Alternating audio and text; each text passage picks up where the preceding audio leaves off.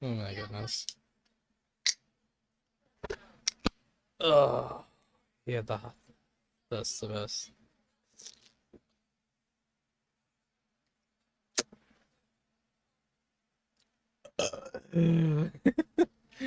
Hi guys,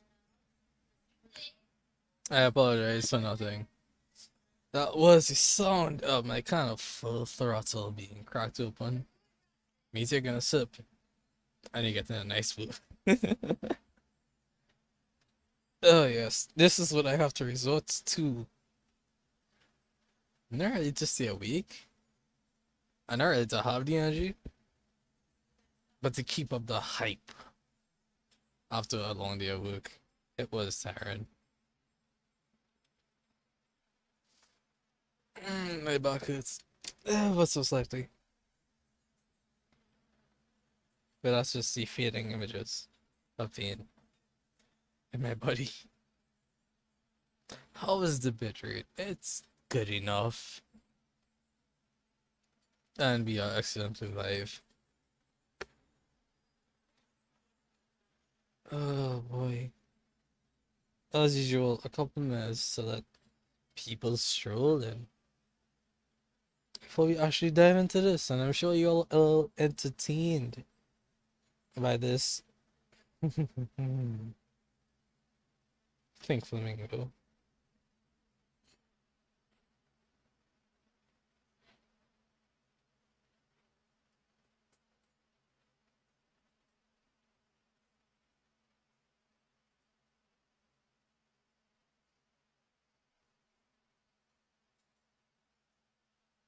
YOLO! HB, what's up? Hi, hi. Fair warning, I'm on route connection tonight. So I have high hopes. It sounds like a great thing, to be honest. Rather than the MI5, which will die. But what is your experience with the router? Is it junky AF?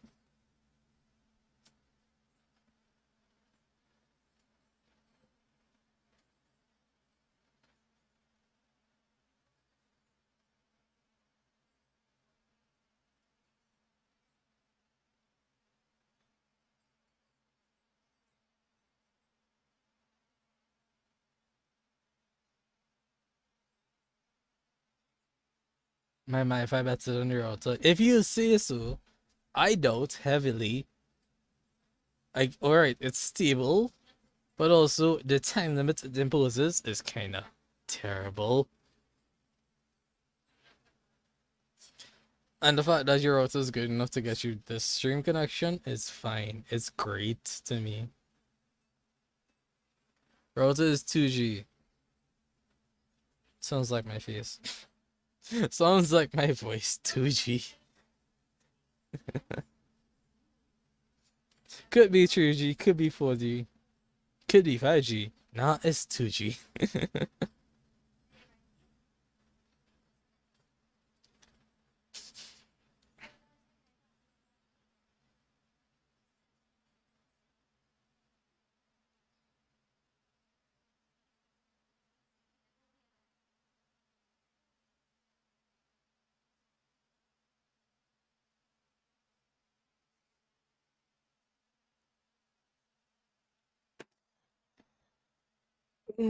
Boy. How are you, HB? How have you been? I've missed you the last 2 days. And that's mostly my fault because I didn't stream. I apologize again for not streaming as much. It's little things like I expect to come home to my setup ready to go, and I can just stroll up and be like, live. But some people disagree with that notion and tend to mess with things, so I have to fix it. And fixing it is not hard, but when I come home, it's just like, ugh, I don't want to fix it. Like yesterday, I fixed it because it was. Yesterday, I fixed it mostly to upload Metabots late at night because I realized I recorded and didn't upload to YouTube because I was checking the quality of the video, and it was kind of janky. It's a little bit. So I was like, I don't know how to fix this right now, and I forgot to upload it because I was busy trying to figure out what can I do to make it better. You've been stressy and depressy, but bless you, so all good. Stressy, yes. Depressy, yes. Depressy, yes. I mean, I've been stressy, not really for work, but just like my body's hurting. Like I've talked about this slightly in other videos, like maybe one or two. Every day I come home, my body is less sore, but still sore. So I'm acclimatizing. It's interesting actually. It feels good though. I like being active. Like I'm not the workout type of guy. I know I've said this. I'm not the workout type of guy, but an active job feels good.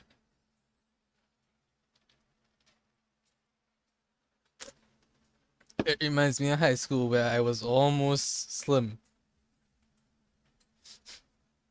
I almost was slim. And I just put on weight as I got less and less classes, less and less physical exercise. I think, yeah, by like year three of high school was at my most, yeah, the muscle burn is addicting. I was at my most active with sports, with PE, and then I hit years 4 and 5 and I didn't get PE just because I had to specialize in sciences. I spent a lot more time sitting down doing maths, doing sciences, and then year 6 and 7, barely, barely anything. And then university hit, and I was slightly losing weight, being all sorts of active in my first year, and then that just degraded because of my relationship and things like that. So it was interesting.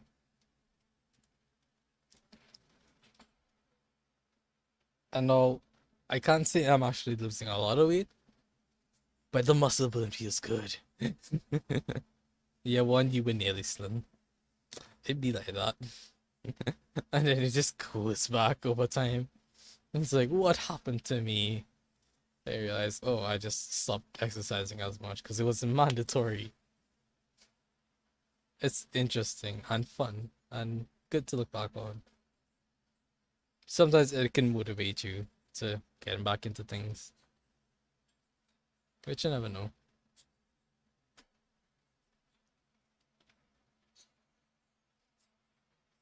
Anyways, so back here, have some game audio. Click, click, click. I messaged Marath. I told him I'd be live, and he didn't get back to me, but I know he's awake. So I suspect he's dealing with puppies.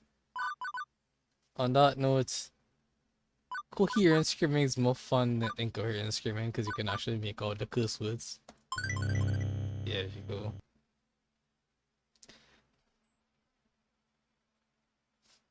He was still active. Walking around campus 2 hours at a time. Yeah, yeah, yeah.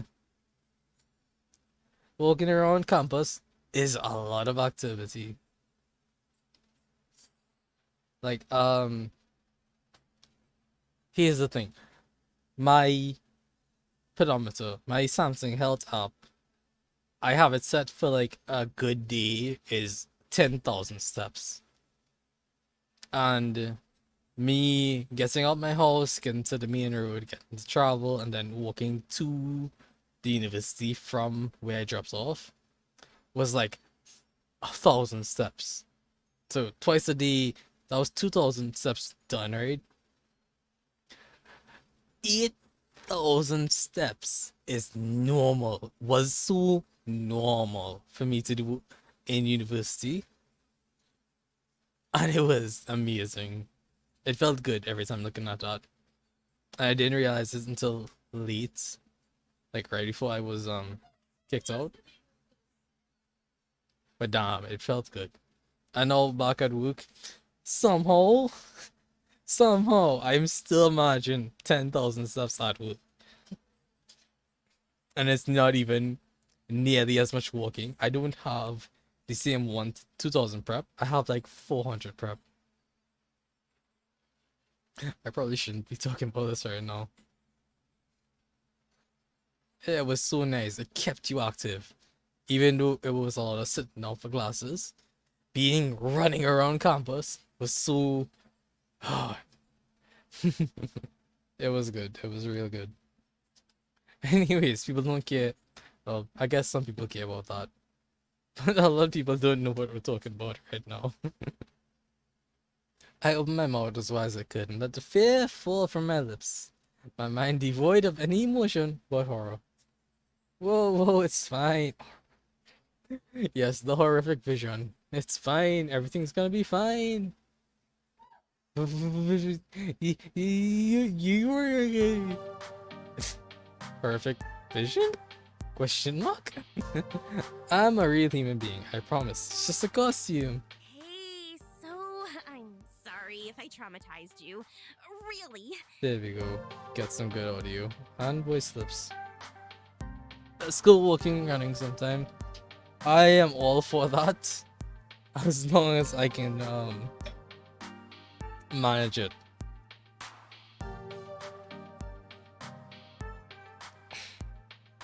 Like if the campus opens back up and I get back in and do you wanna go? Sure. Or anything you have in mind, I'm sure we can arrange something. It'll be fun. Marital join. Here's hoping. Can we start over, maybe? Sure. I nod my head slowly, although that could just be muscle spasms from being in shock. I'm Ashley. Hi, Ashley. And I'm Winger. I'm also Pinky, the Funplex Flamingo. It's my secret, yet not so secret identity. Nice. So, the Funplex's mascot is a flamingo named Pinky, specifically. Nice. Did you figure it out? I'm hoping we will. The Funplex what now? This is almost too much to take in. That one was a bit, bit of a lot. Naomi was off the scale cheerful, something we adore here. And I've met some really intense people so far. Did you sneak into the employee section just to get my autograph? Honey, don't flatter yourself. Me? No. Oh, I thought you would recognize Pinky from all the signs around the arcade. Pinky is the mascot of the Funplex after all. I figured also. Ooh, no. I dropped my, tab into the can, which is oops.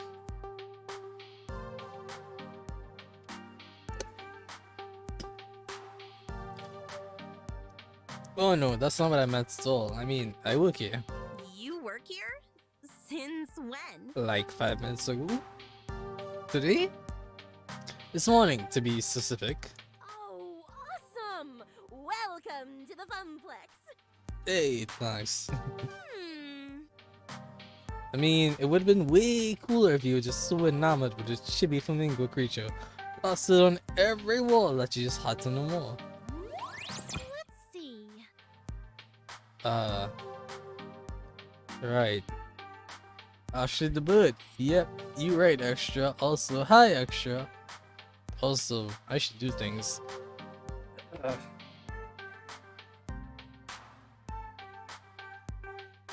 Is it just X? Nope, it's not X. There you go.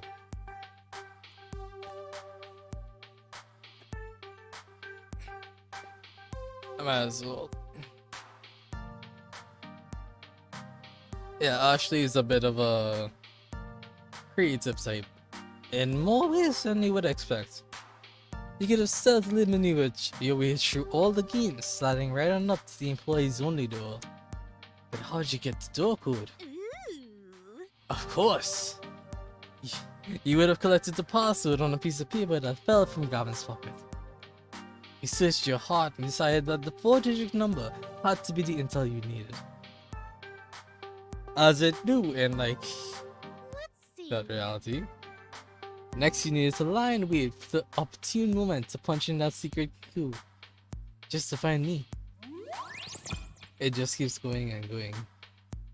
Hey, you just got back from community service. Was it court mandated or did you just feel like serving the community? She's definitely passionate about the fictional scenario. She's got quite the imagination, alright. Is that how I came across people? How I come across people? As a creepy trespasser? Yeah, she's got quite an imagination, right?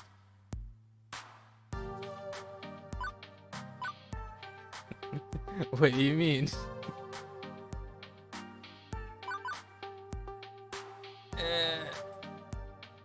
Sure, it's imagination. Aunts, okay.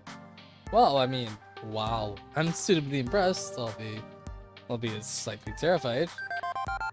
She can just take an idea and run with it. Where she's running with it, I'm not even sure she knows. Oh, I'm not sure she knows. Volunteer work. Alright. Did you wear your mask? And how would you have snuck out, I wonder? I could have helped. But for a price.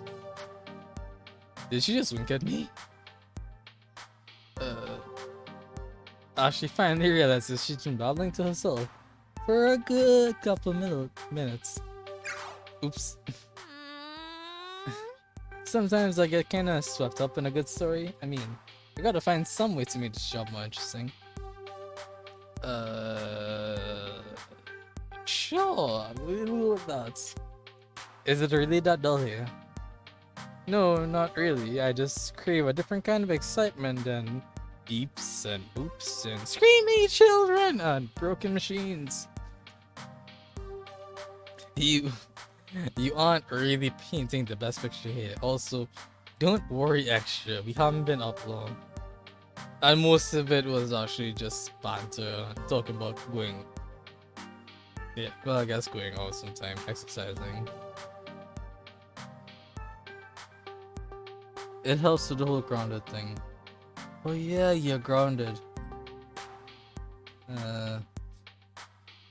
I can't remember if you told us why you're grounded, by the way.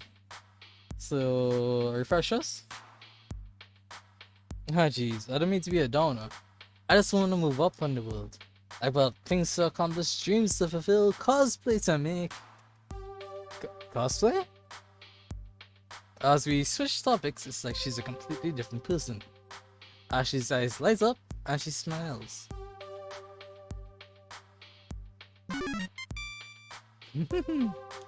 Yeah, you know, like dressing up as your favorite video game or TV character. I love it. It's so empowering to be able to make your own costume and wear it proudly. It's even better when people recognize which character you are. Empowering? Really? Granted, she certainly had the power to stop my heart for a few beats. Definitely, you wanna try? Got a favorite game character? I can help you make your first cosplay if you want. In fact, I made this one. I think Ashley's pointing to her flamingo costume, but it's a little hard to tell with her hands as fellas. So Pinky is your creation. Intentionally? Yep, it looks pretty good for my first mascot cosplay, doesn't it? I'd probably stitch my hands together if I tried that. If you're going for terrifying, then yes. I don't know heads from tails, but I can appreciate it. I have worries about the people I live with. But aside from that, I'd probably stitch my hands together if I tried that. I'm all thumbs when it comes to stuff like that. Literally, if I could get enough thread running between them. I'm pretty impressed though. Naomi was going on about craftsmanship of games. Clearly, you're digging on craftsmanship of costumes. Aw, thanks. It's nice when hard work is appreciated. Indeed it is. I wait around the Funplex to liven up the crowds, get people pumped to play some games, and the kids seem to adore it. Seem to? Yeah, that makes sense, I guess. Although the arcade has been completely dead. Who gets in both? I'll DM you.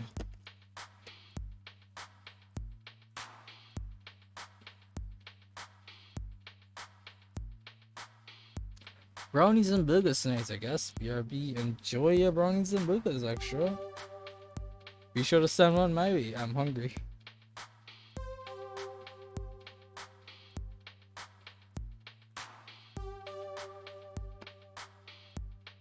HP has been texted. Cool. Yeah, although the arcade has been completely dead so far, no crowds to pump or kids to be adored by. Hey, secret between you and me? Ashley motions to me to come closer. She leans in, glances around the room once, and then talks in a hushed tone. I did some repairs on Pinky overnight. I had to restitch her left arm, and I was giving her an old test drive to make sure it doesn't fall off. Huh? Lemmings falling off seems kinda bad. Oh, it was. Yesterday I was dancing with a little girl. Must have been like 5-6 years max. Anyway, we went next to Showtime stage when she tugged at my arm and whoosh! Off it fell. Off came the arm. The girl instantly started bawling her eyes out. Well, at least you're consistently scaring people and it's not just me. Which is a fact. Nope. Hey no. I don't want that to happen again. I felt so bad. But enough about me. What about you? Zero Carl's replacement? I guess so? I didn't really catch the name of the last guy who was here. Which is relatable actually. I have no idea whose job I'm replacing at work. Like, I know I have a co-worker and I know they fired someone, and I know the guy who connected me to the job works there, although he's taking a slight break right now. I don't know who the heck was hiring before me, who was working that job before me. I guess so. I'm the new floor attendant. I attend to the floor. The floor is the thing I am attending to when I'm not going into cardiac arrest. At least you're funnier than Carl, that's for sure. I can't wait to go home and tell Juniper I do have a sense of humor. She'll be so proud. I'd be proud too, man. It feels good to have a sense of humor.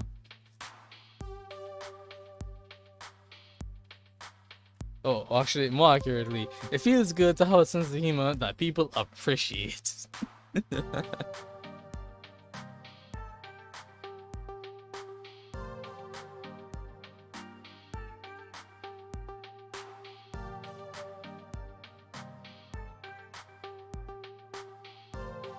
I assume you've already met Francine, but have you had the chance to meet Gavin and Naomi yet? Yep, met them already. Although it seems like they aren't too keen on each other. Right?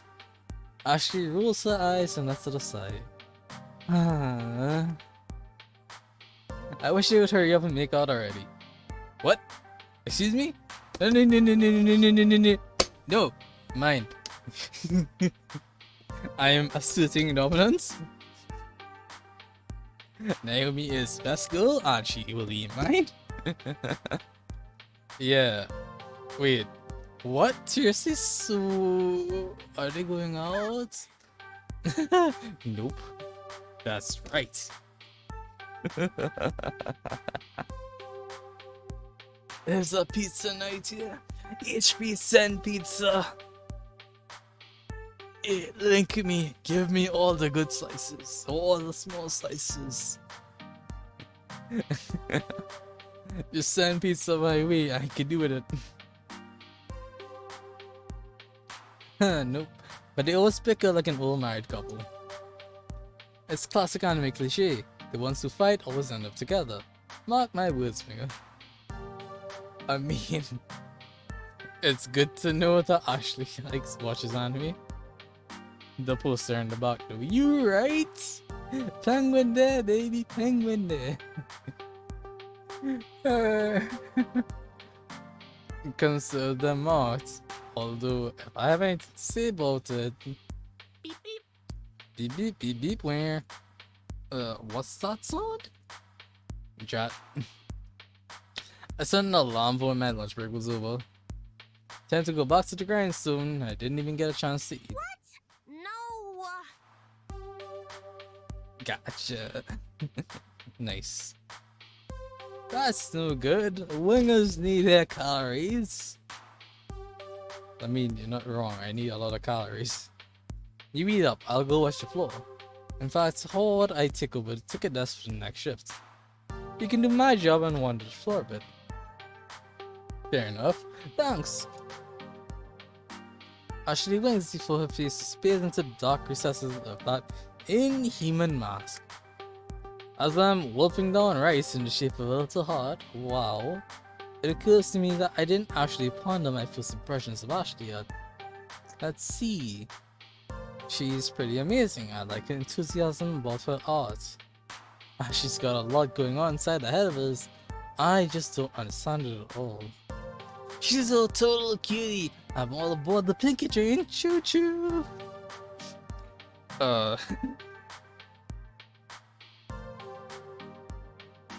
Yeah, no. No. I do like her enthusiasm. It's not that I don't understand what's going on in her head. It's just, it's fun to go along for the ride. And even though I see it's fun to be along for the ride, I'm not aboard the Pinky train. I'm aboard the Ashley train, which is a fun ride. The Pinky train is just terrifying. So, bump. The way Ashley's whole expression changed when she talks about things she's passionate about just warms my heart. Her beaming energy just lights up the whole room. Fox, it'd be like that sometimes. I wonder if one day I'll be that excited about something. Choo-choo, motherfucker!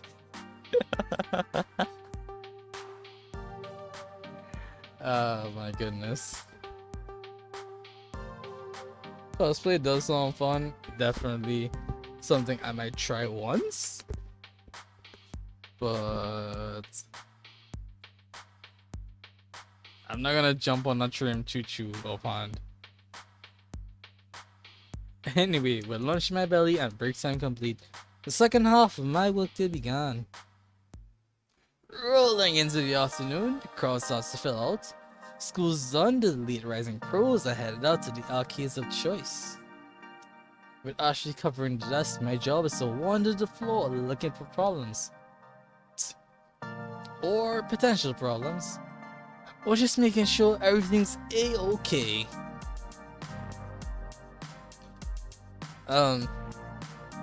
HP, if you're hyped about Ashley and you want to do an Ashley run sometime, we can make that happen, but not like immediately after this run.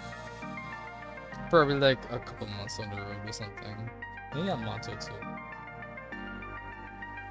This is definitely going to be a Naomi run. I have already declared as such, and thus we will live up to expectations.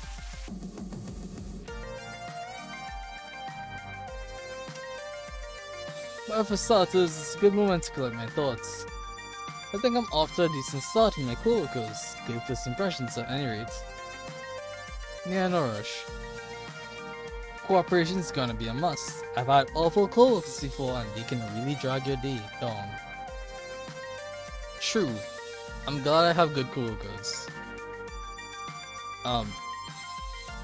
Like I said, there's basically two of them and me.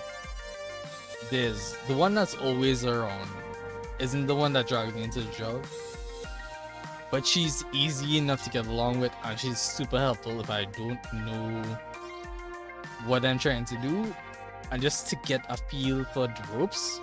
She's been a pleasure to work with. He just said that because surprise, motherfucker, thing came to mind. So, unfair. Every time I hear surprise right now, I'm thinking surprise, bitch. And if anyone knows where that line is from, I rate them immensely. If not, I'll drop a link to it in the chat. It's a whole video, and the surprise is just like the last line, but it's completely accurate and well put in that. Well put there. It's an experience. Yeah. So I was talking about co-workers. Yeah, the one is super helpful, and the other is the one who got me into the job. And I love him. He's a bit of a dick. Like my first few days, he overworked me to the point of being absolutely sore. Not out of spite, but just so he could prove that no matter how hard things get, no matter how much there is to do in the job, I could keep up with it. Which worked apparently well. I'm surprised by how well it turned out. And I'm glad. Also, I'm trying to get this link for HP. Oh my god, it's so slow. Huh? Copy link? Hey! I got it. Bonk.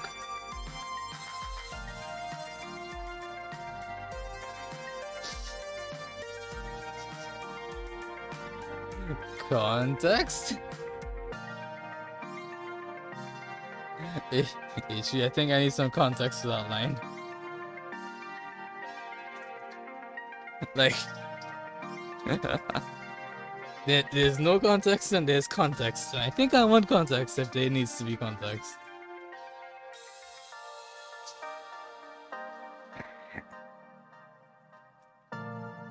Hang on, no time for daydreaming.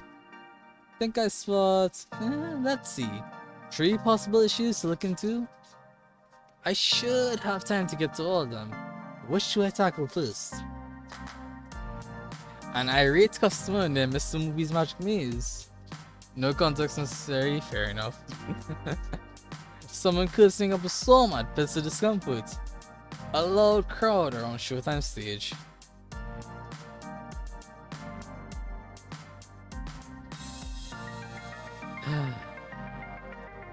So this choice is basically getting to know 2 more of 3 characters. Or maybe all 3, I'm not sure. I could be wrong, I think about something later on. But yeah, this is all about getting to know more characters. There's a guy I really like, not in a romantic context, but just in a he's a really cool guy and I do like him and his story a lot. A very strong woman, I will say that. And then someone between cool guy and pretty boy. Like not the cool this guy is. The person on around Showtime stage is cool, like popular. Whereas this guy, around Mr. Mupi, is like cool, like you could vibe with him and relax and chill and have deep, meaningful talks. So essentially enough boy, yeah, but he's actually really nice. Like, not unbelievably nice, but he is a really nice guy.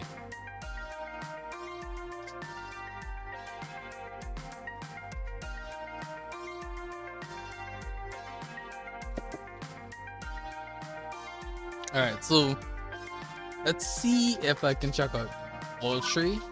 Otherwise, I'll just do these 2. My mutant floor attendant senses detect danger from one of the left-hand sides of the arcade. I quickly rush all up to the feet to the scene of the crime, already in progress. Angry Rondo, come on!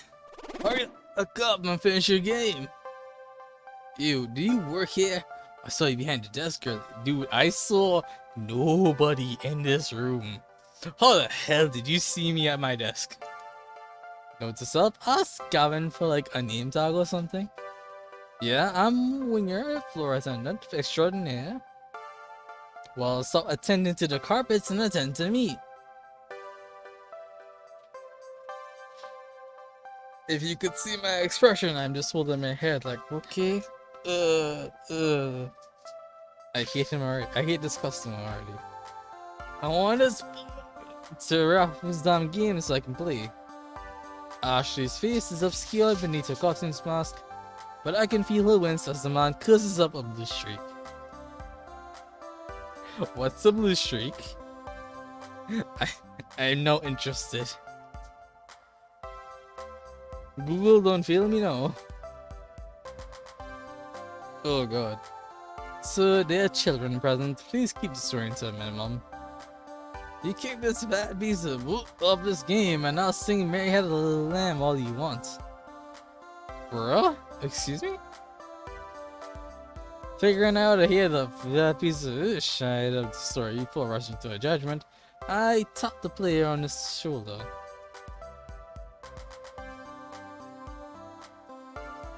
Face cam. What? Oh, right, I need a face cam. Eventually, I might buy one after I upgrade the PC. Like, that's the main goal if I have spending money. Just upgrade this desktop, make it worthwhile. But I shouldn't say worthwhile, because it is nice to me. Like, good. Make it, efficient. I'll say that. Is it like Blue Walls? I have no idea.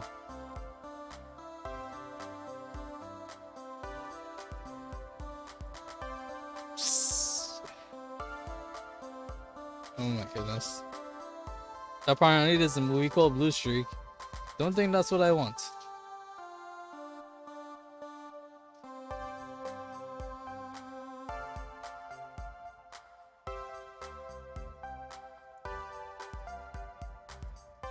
Ah.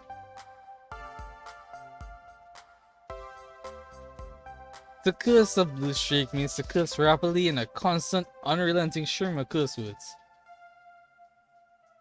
So it's literally just hype. It's rapid fire, high piece, ridiculous swearing. Which is interesting, I guess. He doesn't even notice me tapping on the shoulder. So I tap again. Like twice. Huh? So there are other players waiting to give Mr. Moopy's Magic Maze a spin. Curiously, the player looks up at the game's marquee, like you, Naomi, which simply reads Moopy. You know this game's full name? So they're trying using Chinese, yeah, basically. Sure, I played it a lot when I was a kid. It's actually called Mr. Moopy's Magic Maze, right? Wizards and pellets and monsters and stuff? Yeah. I bet too, says he's laser focused on the game, and I can see why. He's currently sitting on 714,900 points. Holy crap, that's a heck of a high score. Or as this other guy would probably put it, holy, that's a high of a score. Excuse me. Right. So, can you please wrap up your game? Nope. I'm keeping good pace here. Plenty of lives stuck on par for getting close to the world record for the kill screen. Somehow the thick arcade jargon sounds classier when draped in his British accent. Like I'm watching some documentary program on the BBC. Oh yeah, that thick British accent. Oh. If I could do a British accent, yeah. But I can't, so rip. Yeah, but this is a public arcade. Other folks want to play the games too. He finishes clearing the current board while pondering the predicament. Okay. At first, I think he's stepping away to end his game, but he's letting his stock of 50 extra dudes 50 extra lives slowly depletes as he pulls out his wallet. Without pause, he pulls out $3,000 in cash and holds it out. Will this cover it? For a moment, I flash back to that movie where some dude pays another dude to sleep with his wife, and they roll around in bed covered in money and cover what exactly? The cost of the game. The game itself. I have never seen this much raw cash in one place at any given time.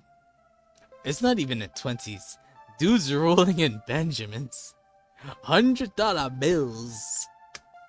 One moment please. On it. Fortunately, Aris already has my messenger app open for me with Gavin's contact info preloaded. With trembling fingers, I key in. Customer wants to buy Moopy for 3K. What do? In less than a minute, I have my response. Considering we paid 200 for it, plus parts, yes, absolutely yes. Sell that relic immediately. Well, okay then. Although, how is Naomi gonna react to this? Offloading one of her darlings just because Gavin wants to make a 15-fold profit. It also feels kind of weird to be taking advantage of this guy's lack of a grasp of the real cost of an old arcade machines. I knew all this workplace drama was gonna catch up to me at some point, but with this rando breathing down my neck, I gotta make a decision. The game was 200, but I'm not sure we should sell. 3,000 sounds about right, it's yours. I'm not sure if we should sell this game.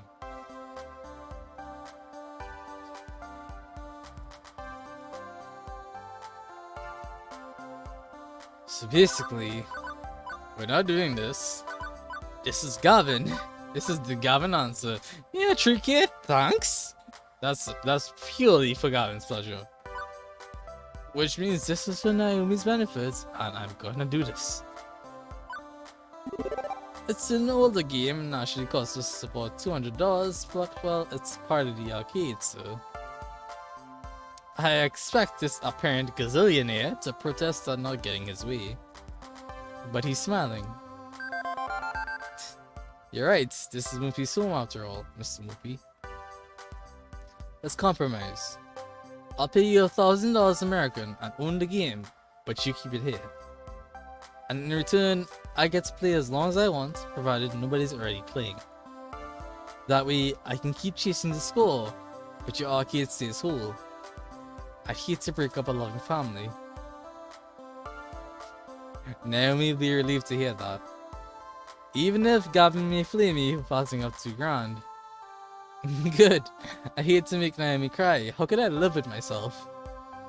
Which leaves the rando hopping mad. To be fair, we had been kinda ignorant that he exists. What the fuck, man? What kind of arcade is this anyway? Fuck this, I'm off to Deco's Palace. And we just lost a customer. Something his way out the door. Somp. Truly a shame. On the plus side, Naomi won't cry. On the negative side, I just drove a rando out into the cold. Yike, that's kinda bad. What a disagreeable fellow. Oh my goodness. I wanna hear that again. Let's just quick save. As for the player, well, he goes right back to playing. Eating pellets, zapping ghost monsters, clearing mazes. With the crisis behind us, I can actually focus on who this gonzo rich guy actually is. He seems to care about more than just his game. Splashing around with cash, aren't we, Mr. Moneybags? Digging that dadwad. Oh my goodness. caring, not caring, flirtatious. He does seem to care about more than just his game. Take it from someone wallowing around in the lower tax brackets. The rich can do whatever they want, whenever they want. And yet, that's not what this guy did. He could have, but he let us keep the game. He just wanted to play it. That's all. That was, oh my goodness, HP's drooling. And why? Because of Naomi. Because it's the Funplex. It's a home and a family for the games and for us. Maybe it's for the best I send that rando out the door and here with this guy. So, you know Naomi? He's happy to talk even while playing. Of course. I'm a Funplex regular. My name's Percy. Percy is awesome. In my personal opinion, Percy is best boy. The same way Naomi's best girl, Percy is best boy. I mean, look at that bud. Like, look at him. He's so... yeah. I'd hazard you're our new floor attendant. I was here when Francine seated you behind the desk earlier. My dude, where were you? I did not see you. That's me, Winger 785, Arcade Wrangler. Well then, it's a pleasure to make your acquaintance, and I look forward to getting to know you better. Oh, his voice. Oh. Delicious HVs. It's so drooling. You're right. So, you seriously just been playing Moopy all day, huh? What can I say? It's my calling. It's his calling. I actually owned a Moopy cabinet once. Had it in my flat. But playing it by myself, all alone in the dark, it's not the same. I need the atmosphere. Yeah. That's a real thing. That's a really real thing. Like playing a game that you could play with other people around just doesn't feel the same. The beeps and boops. No, those you eventually learn to filter out. Everybody filters out the beeps and boops. I mean, everything. The games, the lights, the kids, the feeling of being in an arcade. I score my best when I'm in real world conditions. Yep. This guy is straight talking shirtness. Oh, it's a sensation. It feels good to be out and about.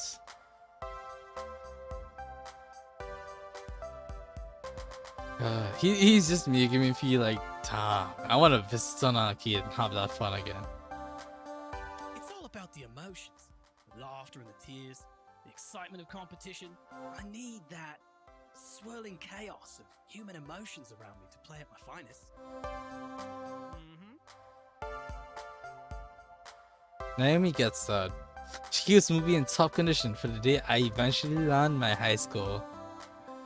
Oh, I can't wait for that day, Percy, my boy.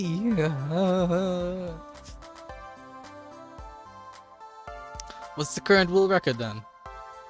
About 3.5 million. This guy's been standing here since I was working the morning shift. Hours and hours, and he's still only about 720k into his game. I can't imagine him being in anything but top health condition to try this. Guy's gotta have legs made out of carbon fiber and a bladder of tungsten. Oh no, HV's going to bed. No, why?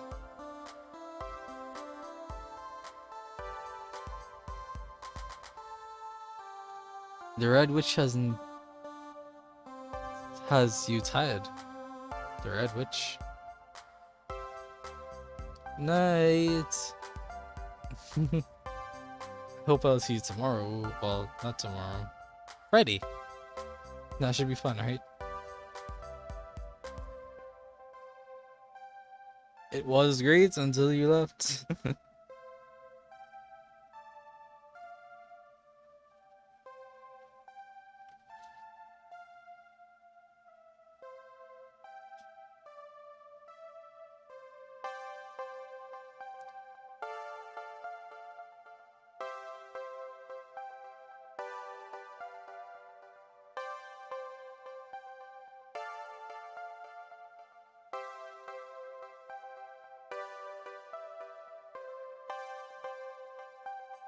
Oh no.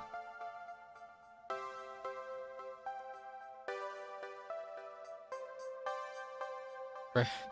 I'm not even gonna read that.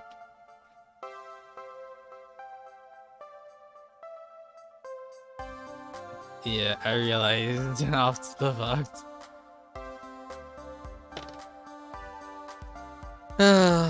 It was nice having you though.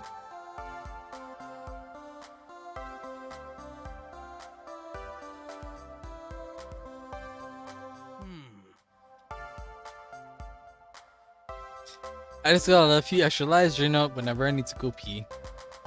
Also, he may be psychic. I feel like I should let him get back to his game, but burning questions, they burn like fire. You must have a solid job, good income. So, gonna get your movie dipped in gold? What's with the timing, Big Sigh? Yay! Marath, welcome, my boy. You have the worst timing, and I want to slap you for it. But also, glad you arrived. Ishvi's cursing up a blue streak, or she really wants to at least.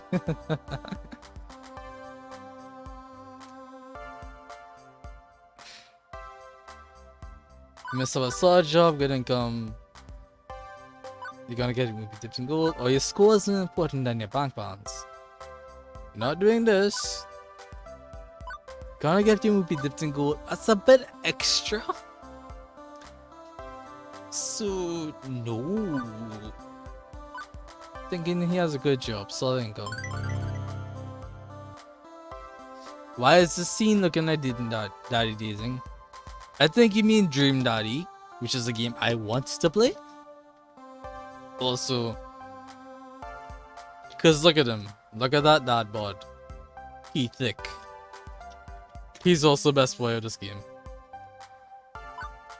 In my super personal opinion, he's the best boy. If you don't mind me commenting on it, that's a lot of money to just hop on your person. What do you do for a living?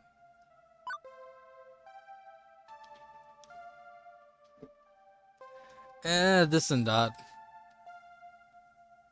He doesn't really seem to care to talk about his work. Not in a guarded way, just it's less interesting than his current maze. Maybe he's actually the head of an international diamond smuggling ring. They hide the stones inside arcade games. Day trading. Huh? Day trading, stocks and bonds. Anybody can do it if they have a head for the numbers. It's really nothing important. HB, do enjoy your rest, or at least make it as well as you can.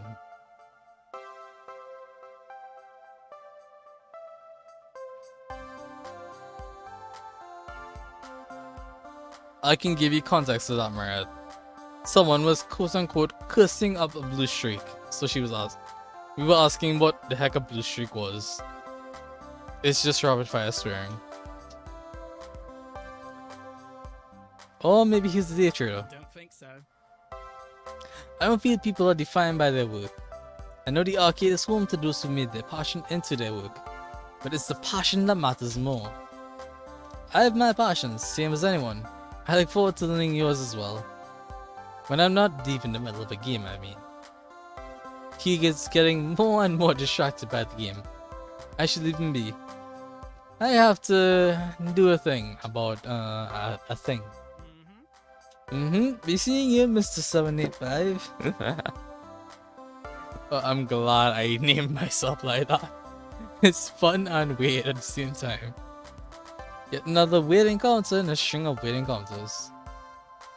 By the end, he sounded more like the high school junkies to hear about in documentaries.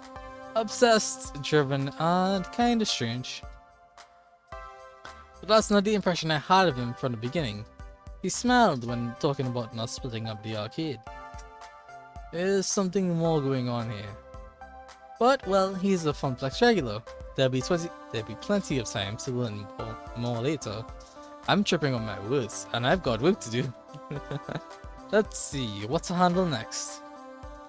Someone cursing up a storm, artificial discomfort, and a loud crowd around Showtime stage.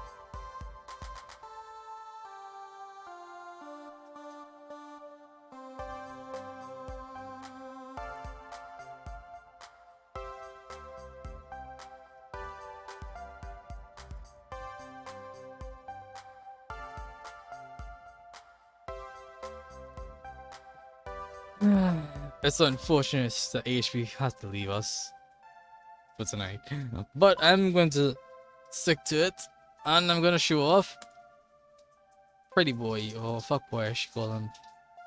In the distance I see a number of people gathering, which is surprising since the first half of my ship was complete and utter solitude. Yep. Don't get me wrong, I'm happy to see that people do come to the arcade, but that's quite the crowd that's assembling. This has to be against some fire code or safety protocol or something, right? Also still can't English. Speaking as a citizen that enjoys living, having an escape route in case of emergency is necessary. Time to clear the way and pave my own path of safety. As I approach, I see flashing neon lights accompanied by an upbeat Europop drift. Oh, by upbeat Europop drift. It's an auditory flashback right to 1980.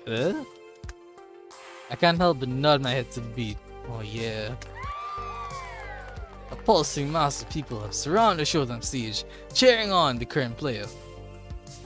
The game itself takes up a whole corner of the arcade, requiring a fair amount of space to actually play. Showtime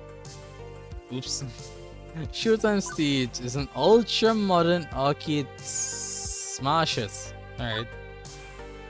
It uses motion tracking sensors hidden behind the colored spotlights to check dance pose accuracy and score your sweet moves. It's pure dance fever. Can you catch the fever winger? Nope, can't dance beat. I had my dance fever shot at the doctor's office earlier this season. As the dance ends, one of the players hops down from the stage and immediately starts talking to a young man laying up against the back wall. Just dance. Did you see that, Tio? I got my first AA and started the beat. T-Crew, interesting. Hell yeah! And this is your boy. Yeah, dude, you're doing great. This is Tio. Look at him and tell me he's not a fuckboy. He's got a good heart, but he's a fuckboy. Remember last month you couldn't even pass that song? So it's impressive. Oh my goodness. I'm gonna keep dancing and practicing and one day maybe even surpass you. Hey, I hope you do.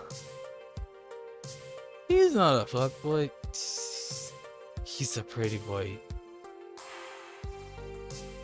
He's skinny. He's not skinny, he's toned. He's got abs. You could bench press him, oh my goodness. And when you do, you can be the one who brings in new dancers and teaches them how to play. As the next song starts, my eyes shift from their conversation to observe the gyrations and intricate limb movements coming from the Showtime stage.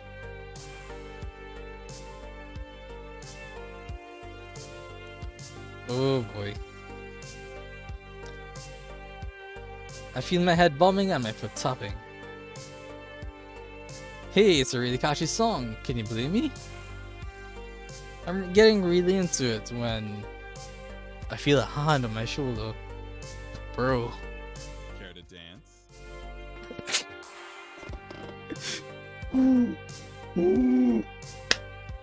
That's a level of cheese. Don't you just love it when a guy puts his hand on your shoulder and is like, care to dance? My soul. How about you? Wanna take the spotlight? Sure, I can learn as I go. Let's dance. What? In public? I think not. Dance to the high like you? Absolutely. I can't dance? I'm not gonna flirt with him. I can't dance. But sure, I can learn as I go. It's fine. It's fun to give the top answers. Back when I was stomping around on dance mat games as a kid, they had arrows. I'm not sure I'd even know how to play this one, but it has caught my curiosity. flirt with him, make him a fuckboy. Nope. Nope. If we wanna flirt with him, not today. Not this run. This run is very much a Naomi run. Look at her. Look at her up here.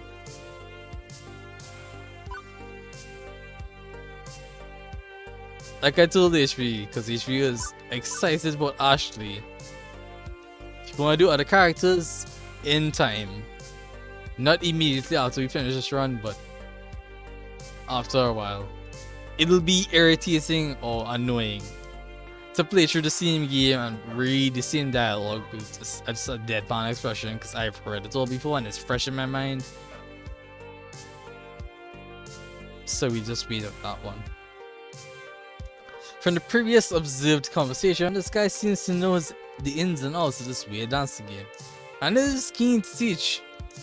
Before I commit to getting down with my bad self, I think I should know a little more about what exactly this entails. Plus, I'm used to playing these games solo. Less chance of stomping on someone else's foot that way. Just a valid point. However, how could I resist to ask a guy such as yourself? Marat, I don't need to flirt with him. He flirts with me. He a fuckboy. You caught my eye the moment you walked over. Oh god. Hey, wait. You're new here, right? Yeah? Very. Name's Mateo, but everyone here just calls me Teo. He Teo. Teo's the best! Greatest guy here.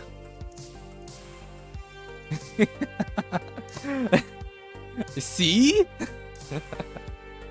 I rest my case. He a fuckboy.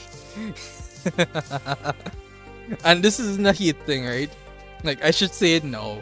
For anybody who's a fuckboy, or anybody who knows fuckboys and wants to get offended for this isn't a hate thing. This isn't even a stereotyping thing. This is a fun thing. This is just a... Look at him! He's a fuckboy. It's fun. Like, nothing against him at all. He's awesome. Like I said, he is really nice. He's a great guy. Not my type. He's sort of like our leader? Yeah? Oh, please, I'm nothing really. He looks directly into my eyes. Nothing as special as you. Oh! Oh! Oh! Oh, oh, my soul. The lines, the flute. I just like to show newbies the ropes and teach them how to play. Our community is small, but we're all super close. I think you'd be a perfect addition to our gang. So, what do you say? Play our silly dancing game? My dude, Teo. I'm pretty sure you don't want me to just play your silly dancing game. I'm pretty sure you want to play. Teo always stretches his arms to me. His arm. Waiting for my hand to grab his. Cool for it! Politely decline. Shake your head, no? Go for it!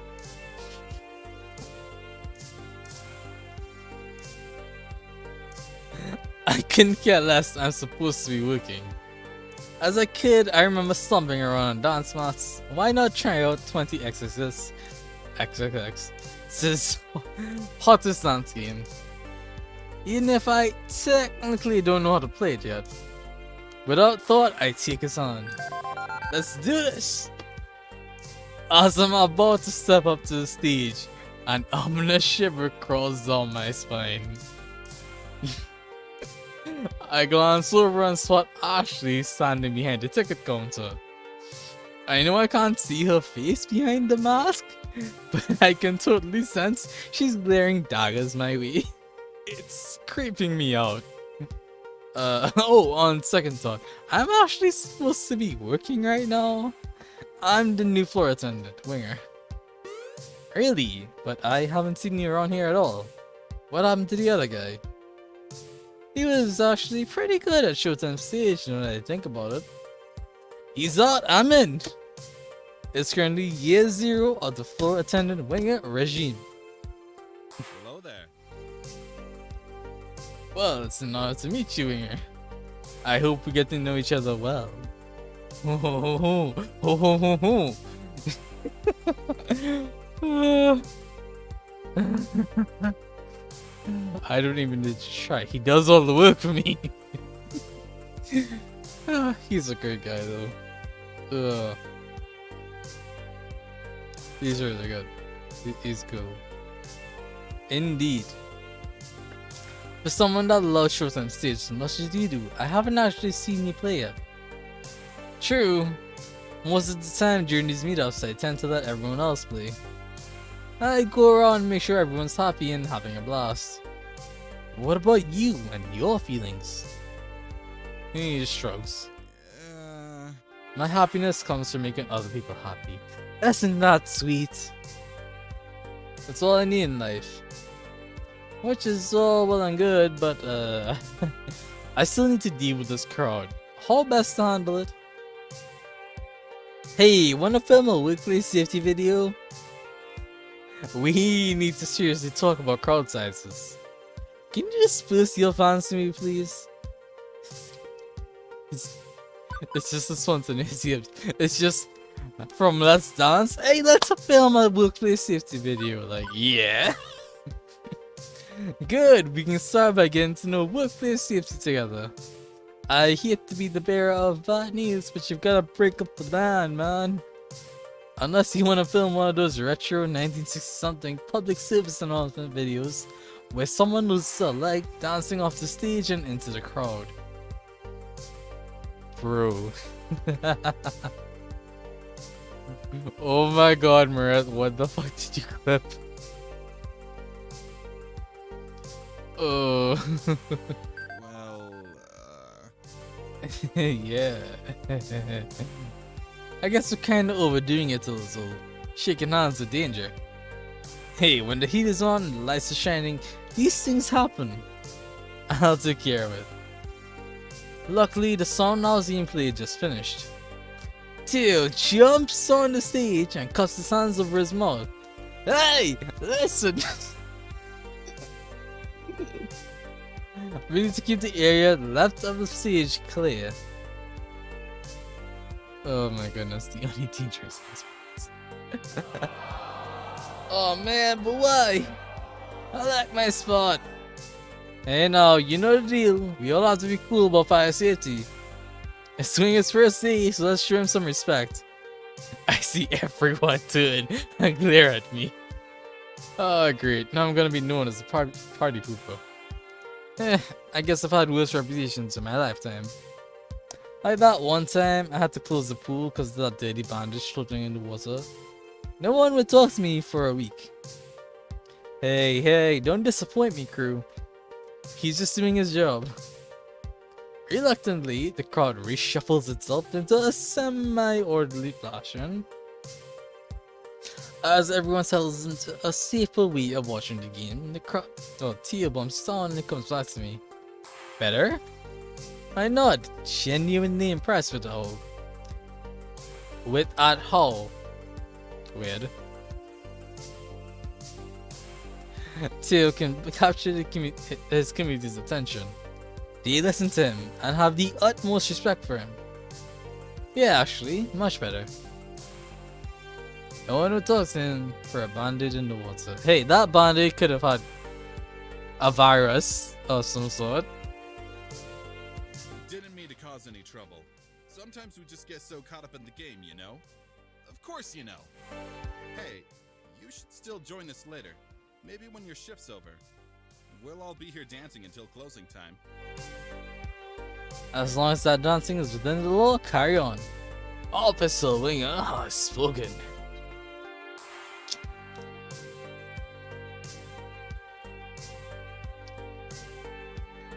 I need to turn off notifications. Oh my goodness. They're usually on because of work. And technically speaking, work is messaging me, but not right now. I don't want to deal with it. And super clean water. I mean, don't worry about it, man. I start to walk away, ready for my next venture when I remember something I should do. I seem about to tell. Hey, thanks. No problem. Did he just wink at me? Well, I feel nice and accomplished. I was able to uphold the safety of the arcade and make a new friend. Friend. I see that's pretty good for my first day. Even Gavin's gotta be impressed, right? With that business sorted out, it's time to leave Showtime stage. Let's see what to handle next. Hey, look at that, we do get to meet them all. There's a lot of shouting coming from the center of the arcade where Fist of Discomfort is being played. I remember Iris telling me all about it earlier today, while I was bored to death at the ticket desk. The wink, yeah, the wink sells it. Fist of Discomfort, or FOD, is one of the most popular games in the esports circuit. It's been a staple of the scene for over 6 years. 1 year, Team Wicked Prodigies took on the Unreal and came back to win in dying seconds of a tiebreaker match to take home a record $5 million prize pot. That's a lot of moolah. And how? Okay, so how does it work? It's a hybrid of real-time strategy and button mash brawling. Fight your way down the top and bottom lanes, clearing waves of ninjas, and finally topple the enemy dojo. But that's the action part. The strategy part involves using special abilities, purchase items, and ninja summons. FOD is sheer elegance in its simplicity. The way the different game systems interweave to form one masterpiece of esports perfection. So, summon good ninjas, punch bad ninjas, smash dojo.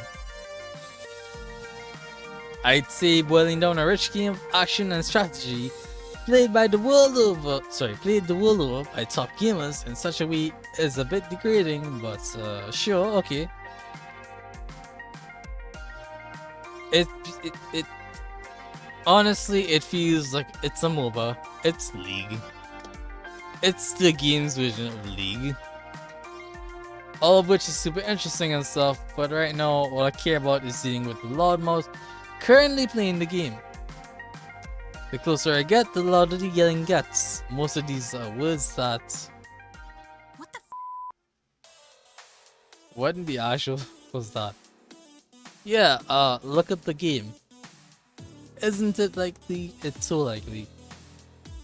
No, those are definitely all words my mother would disapprove of. Like, look at your enemy. God damn it, Maria, stop flipping things. It's what I want to see. But fuck, it's gonna be fun. Yeah, yeah, look at the game. It's grunts.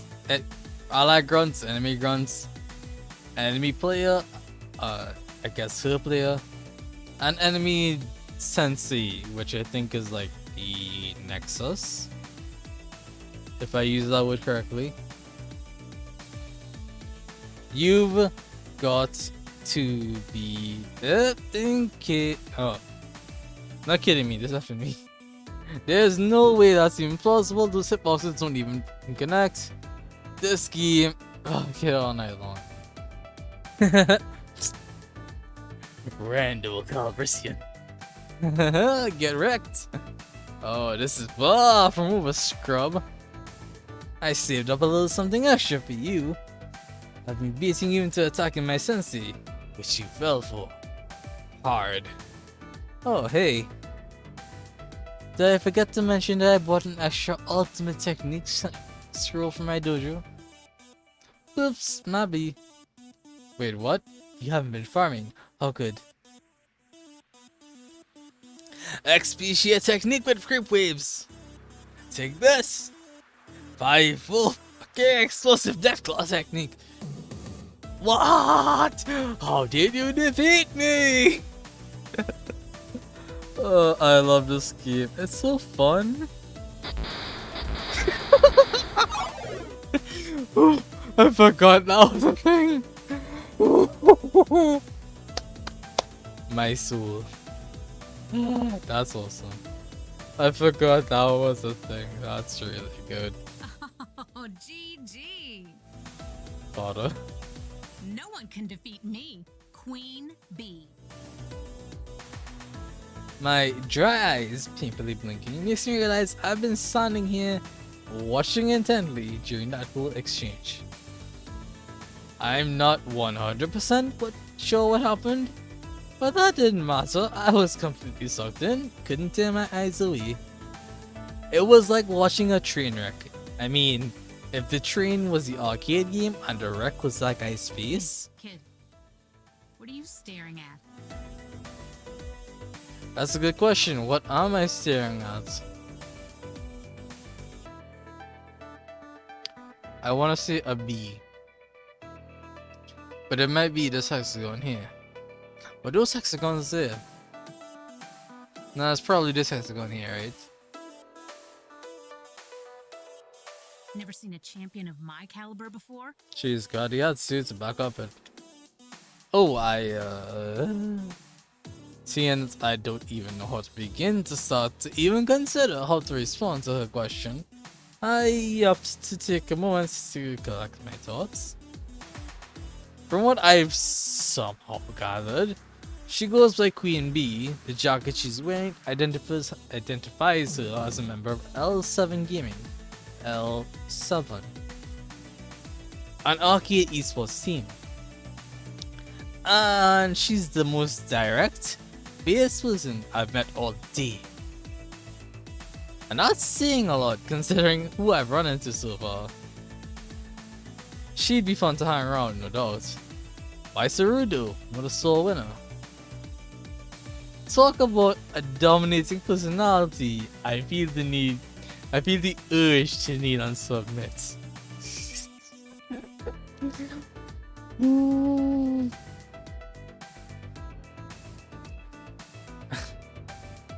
Oh boy, this is amazing. This is neutral.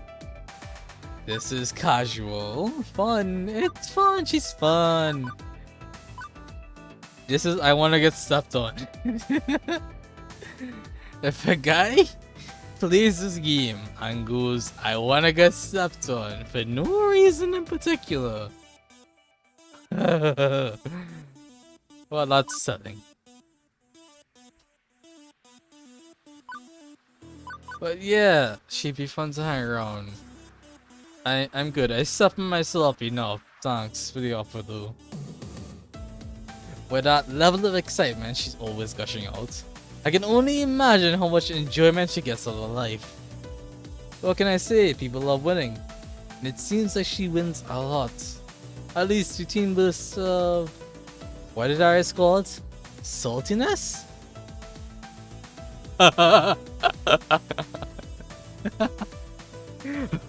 Marat, how dare you mock my hexagons? Marat, how could you mock my appreciation of hexagons, you fool? You monster! I deserve that one, to be fair. Hey, don't just stand there all weird and quiet like. It's creepy. The gasp, he says. She snaps the fingers to grab my attention. So, are you gonna quarter up or not? Think you can best the hottest rising star of L7?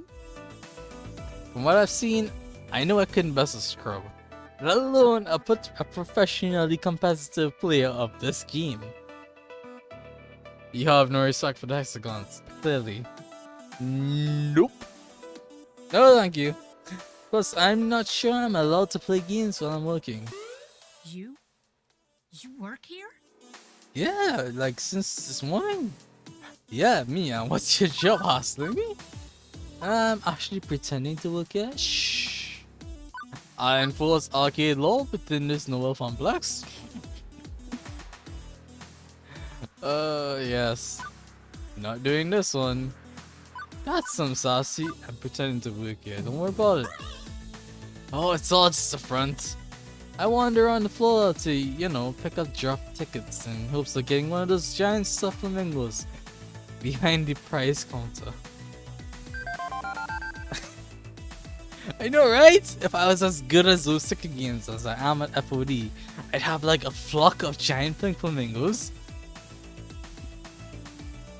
Enforce arcade law is a fun line. It is. But also, it's a bland line, and I don't want that. If I can, I'm gonna keep this at 0 consistently. Mostly because these are sorts of fun.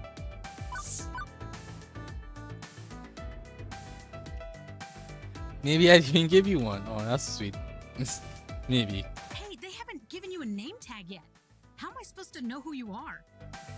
I think that was actually a weird tactic to have me introduce myself to her. I'm Winger. I did technically just start working here 6 hours ago. It might take them some time to issue me a name tag. Maybe you need to send a carrier pigeon to an ancient monastery with name tags are forged and vastly oven. Nah, Gavin's just slacking big time. I'll toss it out to the boy for you. Make sure you get some proper respect. Thanks? Concern? No problem, we gamers gotta stick together. I'm Queen Bee, by the way. Aggro-style FOD lane pusher specialist for L7 Gaming.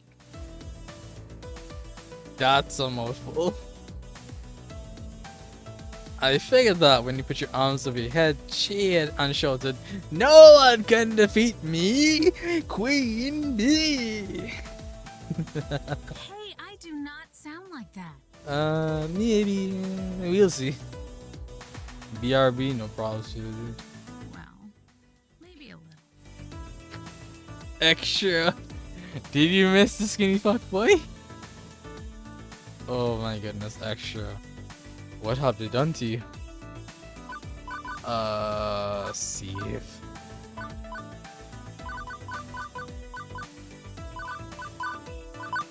Actually, a quick load. What a disagreement.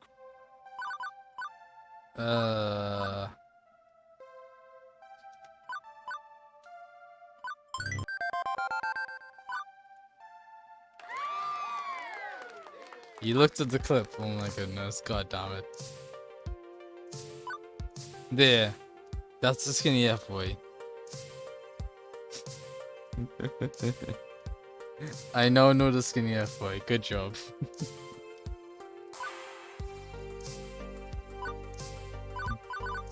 He is now absolutely going.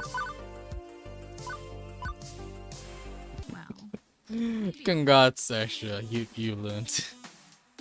Well, maybe a little. Anyway, I'm one of the regulars around here, besides Pear and Tail. So you'll be seeing a lot of me in the future. Let's hope you last longer than the last guy. Oh, great! Now she's even making my job into a competition. I hope there isn't a betting pool too. You look like a smart kid. You've seen one of my many streams on the internet, right? Nope. I literally have no idea what you're talking about. Whoa. Really? Have you been living under a rock for the past decade? Yes. If you consider a small yet formidable apartment a rock, then yes. Oh, you sweet child. You're so innocent and pure. Let me show you the path to darkness that is the internet.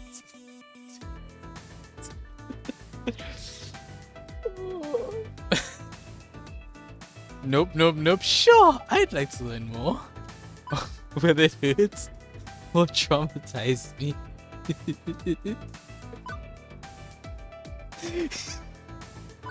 If it wasn't for my no basic rule, will it hurt or traumatize? Definitely. I'd like to learn more. Awesome, Red. Why are you looking? Well, it's part of my job to know all about the games here. And if Queen Bee is gonna give me some insights on the culture around this game, I should take advantage of that. Lead me farther into the dark abyss, my mistress. Oh my god. Yeah. Queen Bee grabs me and pulls me closer to the FOD cabinet. And upon further inspection, and she's got the whole. I see the whole haphazard pile of tech she's rigged up. You can't just plug one of these cards into the internet, so I use a number of clip-on webcams and mics and stuff. That webcam there, it broadcasts to my own personal PC back home, which then streams matches live all the way to my fans. The chat room then plays on my phone. Costs a bit to put everything all together, and it takes like half an hour to rig up and test each morning. But after doing this here for a couple of years, it's easy peasy. Aside from Naomi grinding her teeth at my clip-on cameras, damaging the paint job I mean. Anyway, I prefer to stream from the Funplex rather than home. There's so much to miss out on sitting by a lonesome with the console version of FOD. The crowds, the wicked trash talk, the community. Wait, are you broadcasting live right now? Are we live right now? No way. No, that was one of my warm-up matches. I've got a pretty big tournament coming up, so I try to get as much practice in as possible. Even if it is with a bunch of fodder. As in FOD or as in, you know, jump. Lunch meat. Scrubs. Losers. I got the idea, yes. Queen Bee sees something out of a corner of her eye and glances around the arcade floor. She gives a nod to someone hanging near the Street Fighter cabinet. Ah, my crew is starting to trickle in. We should be starting team practice soon. Wait, what time is it? At the tomb, the time will be 2:55 PM Eastern. Beep beep. Beep beep. What the? Oh, I gotta go live in 5 minutes. Listen, kid, it's been swell. We chat later, right? Sure. One thing, could you keep the swearing down at least a little? We got kids around here, and I don't want you to get in trouble with Gavin. Then, meh. But for you, I'll keep it to a PG-13 rating. Now, if you'll excuse me, there's some butts out there that I need to kick. Later. With a wave and a twirl, she completely abandons me and returns to her FOD game. Queen Bee fires up her broadcasting rig, and the shouting and milder swearing start up again. I should probably get out of here before I accidentally end up on stream. Passion seems to run deep in this arcade. Everybody's spirits. Burning with the passion for, well, various things. But hey, passion's passion. And it's beautiful. She seems to like me, which will make my job easier in the long run. There's a huge FOD community in this arcade, despite being a tiny strip mall joint. Good to know. The arcade is now at peace. My work here is done. Well, actually, we're a few hours from closing time, so my work isn't quite done yet, but you know. I'm so at peace, in fact, that I don't even notice the underboss of the arcade sliding on up behind me. Good day. Not a bad first day so far. I've been keeping tabs on you. Well, others have been, and they've been texting me. You know, you should probably consider getting a proper group chat going. A proper group chat app, I guess. Probably WhatsApp or Line or Discord. I've got a crappy phone plan, my texts aren't free. A valid point, I'll look into that. Impressive. I'm impressed with how you handle yourself. I think you're gonna work out just fine. Anyway, I prepared your paperwork. If you'd like to go sign it to make this working relationship a bit more above board. Yeah. So you're seeing?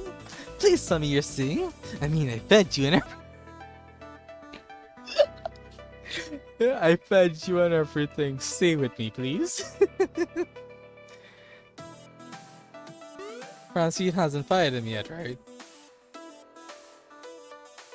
An adorable nightmare joins the impromptu stock gathering. Ooh. The wing is off to a great start. Here's the first day, followed by many more. Don't you two have jobs to attend to? Just ordered a replacement power supply for Robotron. Nothing left to do for today. Not many kids around for me to entertain. Finally, a quiet moment. My dream job has been going a mile a minute since I got here. Is it my dream job? I told Francine I was looking for hope. I've been so used to life dumping all over me, I've come to expect the worst generally. And yet, I can't say the Funplex has dumped on me. It's been hectic at times, a little too much, but not really in a bad way. I'm starting to get along with my coworkers, I'm helping people with their problems. Maybe I'm finding the hope I was looking for after all. We've only got a few hours till closing and it's nice and quiet. How about we game a bit? Speak for yourself, I've still got paperwork to handle. Oh come on, don't act like you don't game. Irrelevant. I know your dirty little secrets. What? Naomi. You sneak in early each morning to play pinball. You're a pinball wizard. Oh god, I need to stream some pinball. I'm just gonna pull up some pinball a day. Oh, what would be a great game to play? If anyone remembers PCs from like the 1990s, they all had 3D pinball or some variation of pinball. I can't really remember right now. I think it was Space 3D pinball. If I can find that, I'll pull it up. We'll stream a day. That'll be great. Well, what of it? I bring order to chaos. Pinball is the very expression of that art form. Pinball stream? I mean, it'll be fun, I think. It could be an experience. Like Gavin says, pinball. PC in that day had the old pinball. Yeah, that's the one I'm talking about. Yeah, pinball is a really interesting game. It has a lot going on. It's a lot to talk about. It's crazy, honestly. I'm not saying I'm good at it, but I'm sure even if it's just a couple of hours or an hour, it'll be a decent stream, a fun one. You know what we should do? Impromptu pinball tourney. I seem like the kind of guy to hold on pinball flippers. Like in what sense? Like to catch the ball?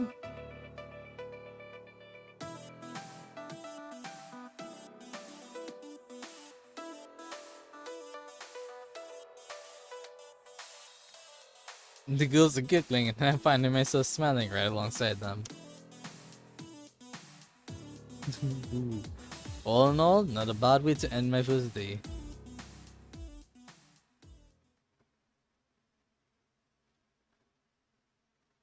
By the way, I've booked a birthday party for this afternoon. I love what is getting juked, Siebel.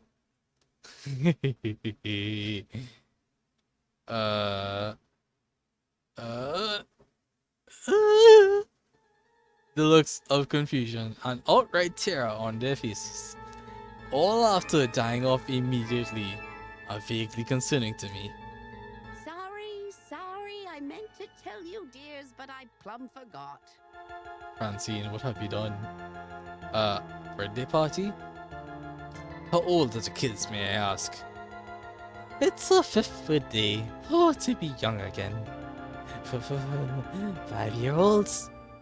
Naomi starts pulling out her hair, eyes wide and trembling, throwing ski balls overhand into the glass, jumping up and down on pinball machines, putting chewing gum into coin slots, pulling out my costume, tearing off pieces of it. Naomi, Ashley, keep it together. We've survived kids' birthday parties before. Doom! The end is nigh! I'd hate to get in the way of all the fun. Yep, it's time for my afternoon nap anyway. God damn it, Francine. Have fun, dears. Oh God, Francine. Right. Battle stations, everyone. I'll take ticket desks so I can oversee operations. Ashley, greet the kids. Naomi, watch for hardware damage.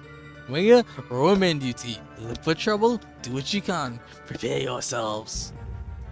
They are coming. Oh God. Like an oncoming tidal wave, the rumble is felt before it is seen.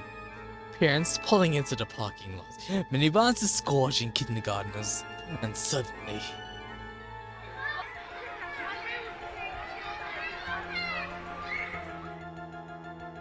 An explosion of small humans rushes the doors, bursting into the arcade before scattering every which way. Even before any of them can get tokens, they're grabbing at joysticks, mashing buttons, eager to get their game on or just pretend to be playing. Oh no, kids. Yep. The scariest. Indeed.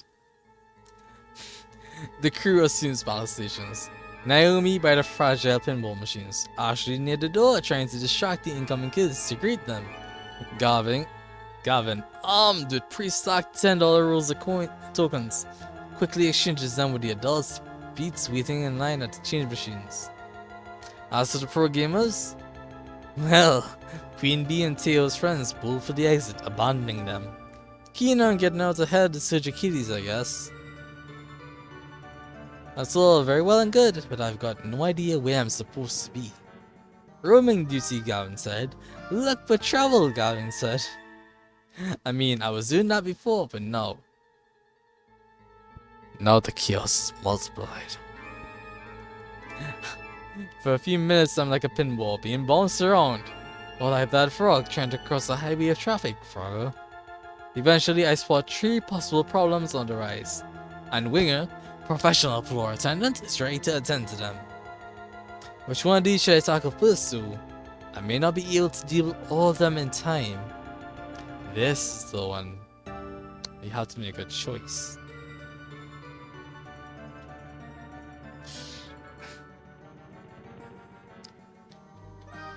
So, like you said, we can only take care of 2 of them.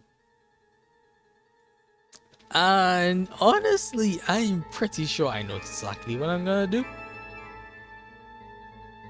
It's just unfortunate.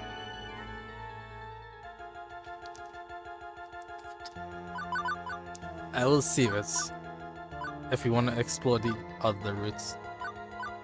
We'll probably cover that in another stream. So, 2 kids fighting over a box of cupcakes near Best Girl and Ashley. An angry adult shouting at a kid near Teo and Queen Bee. A little girl crying over her stolen tickets near Percy, Purple, and Gavin. Honestly? Best Girl takes priority for me. And then after that, Purple, best guy, best boy. That's just me though. So let's dive into that. I can smell disaster on the wind, and it smells sweet.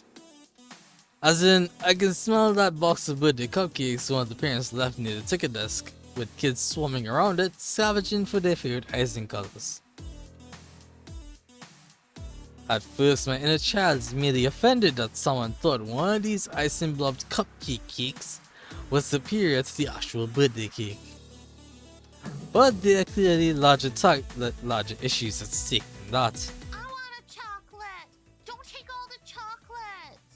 I want 2 cupcakes. Give me 2 cupcakes. No fair. Everybody gets one, and mine's gotta be chocolate. Of course, the kid at the front grabs the last one. Finders keepers, losers weepers.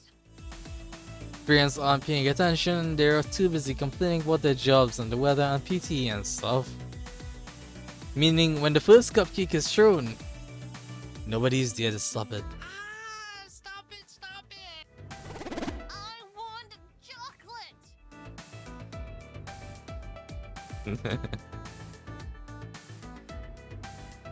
As blobby wads of icing and sponge cake go flying, I glance over to the coin-op games, which are about to get caught in the crossfire.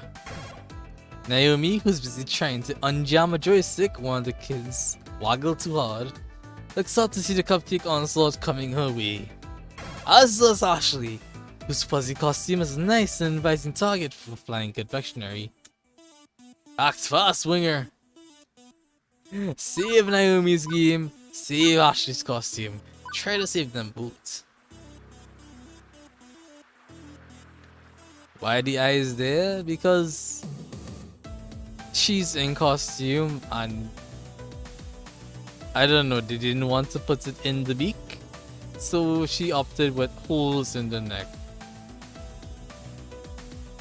I don't know, man. Anyways, in this scenario, I'm fairly certain that if you try to save them both, you end up falling flat on your face and no one is saved. Or you might lessen the brunt to both of them and get hit by more. Well, I guess it doesn't matter. No, you wouldn't get hit more. You just lessen the brunt of it, so they still get hit. So kinda nobody's happy. It's not a win thing. Meanwhile, I can guarantee she's Naomi's game. This is the best girl we're talking about. So quickly, I hurl myself into the action. Get down, Miss Naomi! Oh, the shotgun. Oh my goodness. I forgot about that. Imagine taking a cupcake to the nuts. Bang.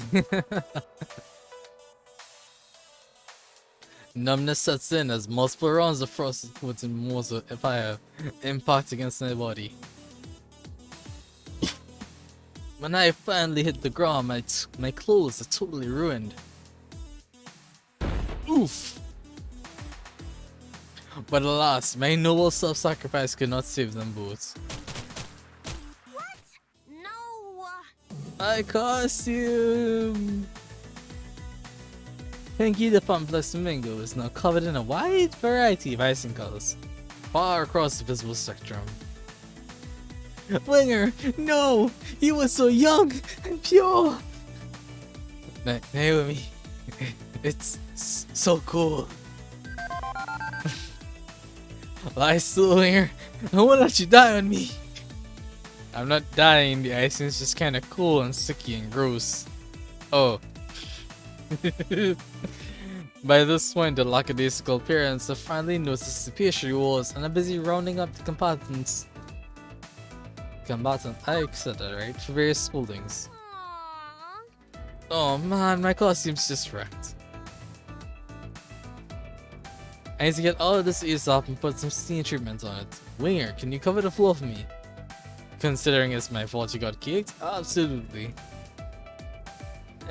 Not your fault. I mean, I guess the games cost more than my fuzzy felt. I'll be back ASAP. ASAP? ASAP. I guess ASAP. Thank you. That was so brave of you. I mean, okay, it was just cupcakes, but still, it was so brave. You saved the game we worked on together. Actually, it's only now that I noticed the Joust game that was projected from the severe and sustained cupcaking. I am Naomi's hero of the day. She's smiling at me, expectantly. Quick, Winger, say something cool. I'd take a cupcake for you any day, Naomi. No mere human pastry can defeat me. So Joust is okay? No damage? Nope. Honestly, these two are really fun. I'd take a cupcake for you any day. Oh, no mere human pastry could defeat me. They're both fun, but also we're flirting with her real hard. if we were cornered in a dark, cold alley, one horrible night, assaulted by baked goods, I'd happily take the sugar hit for you.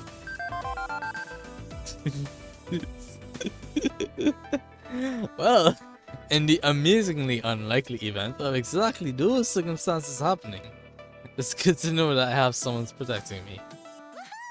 My knight in shining icing.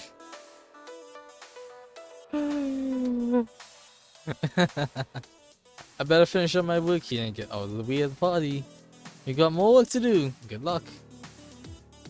With a brief nod from Galvin, I snatched one of the official Funplex t-shirts to replace my cupcaked top. After a few minutes in the bathroom to change and wipe icing off my pants, I'm ready to go again. Alright, that's that sorted out. But the other two situations are about to spin out of control. I've only got time to deal with one of them. Which one? An angry adult shouting at a kid or a little girl crying. Purr, I will save you! The best boy we go. I weave my way through weeds of children towards the skee-ball machines.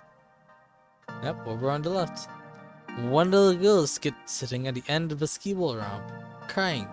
No parent in sight to settle her, so the task falls to me. I'm guessing I should be more cautious about this sort of thing, what with the lawsuit happy parents looking over by vending machines, ignoring their kids.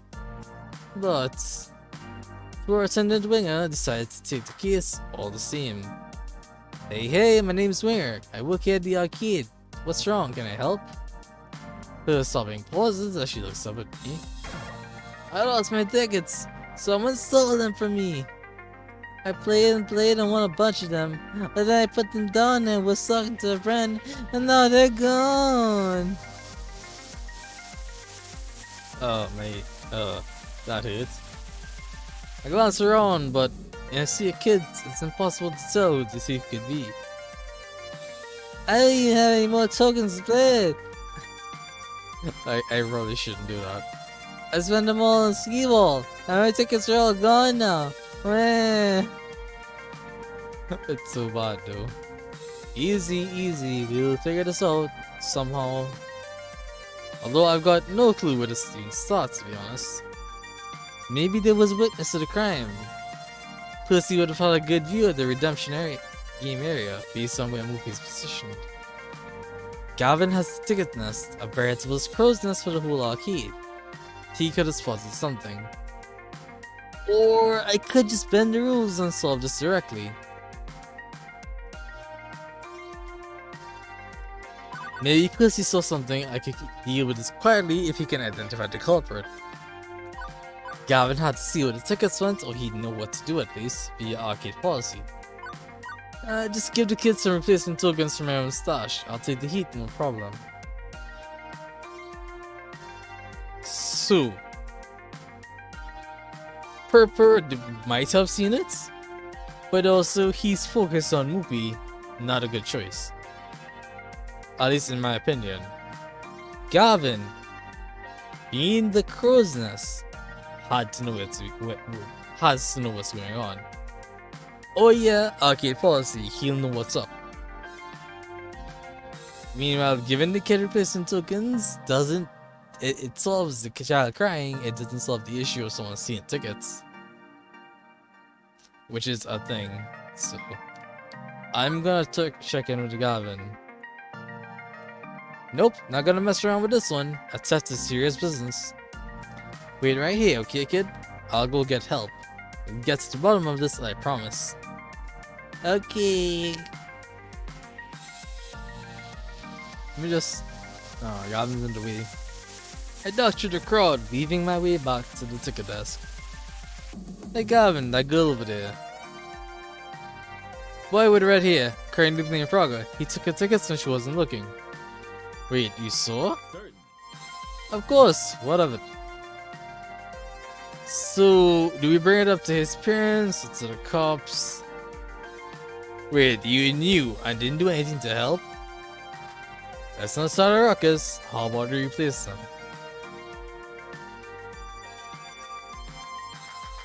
So... this is where things get rough.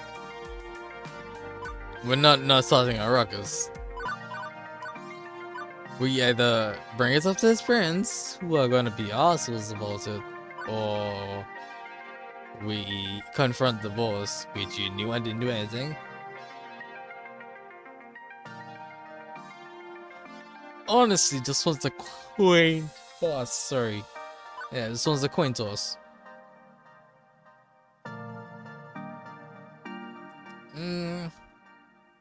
Honestly, I feel like stepping on some toes.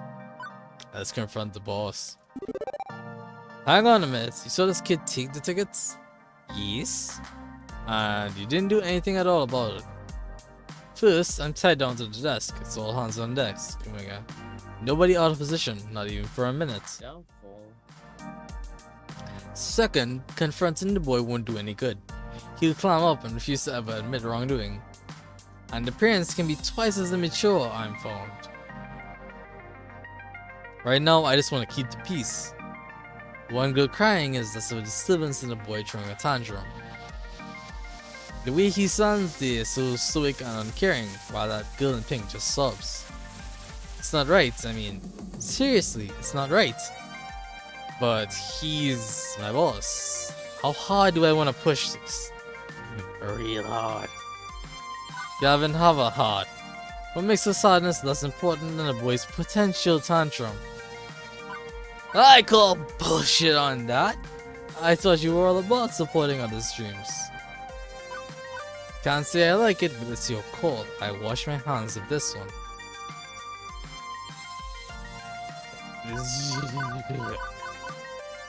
I do want to press it. That's why I won't drop it. But also, I'm not gonna call my boss out this badly. Have a heart. Come on. So you let one customer feel like crap just to avoid having another maybe feel like crap? A thief, may I add. There's keeping the peace, and there's allowing suffering just because it's the path of least resistance. We're losing a customer today, regardless. I'd rather not break a little girl's heart to do it. And let a bully learn he can do what he wants. At first, it looks like he's gonna chew me off for standing up to him. But you think me a monster? I had intended. Of course, I feel bad about this. I feel bad for her, and he shouldn't get away with it. I'm just trying to protect the arcade as a whole. Then do it. Protect the arcade by protecting the gamers, their dreams. Shit. Self-voicing disabled. Thank you. He sighs, like a stress release valve yawning open and closed. Indeed. You're right, of course. Apologies. Focusing on the big picture does tend to leave me apathetic to each individual brushstroke. My apologies, Winger. I'm lucky I had you to put me back on track. Your predecessor wouldn't have stood up to me like this and showed me how wrong I was. Now, let's sort this out properly. Gavin walks straight up to the kid, who's busy hopping a frog around in traffic. Wouldn't mind seeing this kid go play in traffic myself. We can arrange that, you. Ahem. Boy. What do you want? Can't help but notice that roll of tickets in your pocket. Big winner, are you? The biggest. Got them all playing that spinny color game over there, see? Really? It's funny, see? I own that game. May I see your roll, please? I want to show you. Well, I can see the N poking out your pocket there. And I see the serial number on the ticket starts with a 1. Which is interesting, because the roll I loaded into the color spinner started with a 2. I think not. Meaning, those tickets were one playing skee ball, specifically by that girl over there, and he took him. You're a liar! Leave me alone, I'll yell for my mom. Seriously? You really want to risk having your mom believe me instead of you? Instead, how about you give me the tickets and walk away? At first, the kid looks like he's gonna shriek bloody murder, but a few nervous glances at his mother, busy munching chips by the vending machine, changed his mind. Take him, I don't want him anyway. He angrily stumps away, presumably to go play some other game. On the other side of the arcade. Yay! You did it, you found my tickets. The girl actually hugs me. Well, hugs my leg anyway. Thank you. Thanks so much, thanks and thanks. Now then, let's get you your prize. What is it you wanted? Crayons! Those we have. Where? I'll take it from here. Ooh, that's a fuzzy, happy feeling right there. But no time to rest on my laurels. I've got other arcade dreams to defend. 2 problems in the can. Okay, cupcakes and tickets sorted out. As for the angry, shouting parent by the driving games, oh. Uh-oh. Looks like they went home. Problem solved? But the boy she was shouting at is gone too. Hey, Winger, you missed the fireworks and I don't mean my dancing. What happened? Queen Bee glances back briefly, in the middle of playing some samurai-based fighting game. Oh, some shit. Was screaming at this kid for no good reason. Eventually, the parents got into a shouting match. Teo talked them both down, but they decided to bail on the party. All I did was point out that we were right next to a donut shop frequented by some very well-read cops. Drat, I was hoping to cool things off so they could keep enjoying the party. Don't sweat it, guy. You did good work out there. Yeah, I saw that impromptu cupcake shooting gallery. What a mess. And those stolen tickets? Man, kids can be jokes, but you gave it your best. You're looking pretty run down though. Why not take a break? I have a solemn and sworn duty to bring peace to my arcade. Fuck that. Go take 5. Well, truthfully, I am pretty worn out. Worn the heck out after all that. Tail's right, I need to step away from the craziness, if only for a few minutes. After a silent nod from Gavin to confirm it's cool with him, I slip away, headed for the employee lounge. Yes, peace, relaxation. The stress is leaving my body. Oh, it's just seeping out of my pores, and oh my god, is that why I sing so badly? What a day. Quirky co-workers, die-hard pro gamers, volatile kids getting into volatile situations. I'd say it's a recipe for wackiness, or some such cliche, but nothing's an easily dismissed cliche when it's happening to you directly. Frankly, I'm exhausted.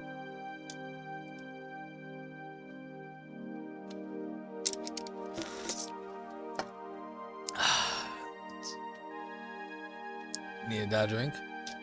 I dropped down to one of those cheap folding metal chairs in the employee break room, groaning and rolling my head back, trying to work out the kinks of my sore shoulders.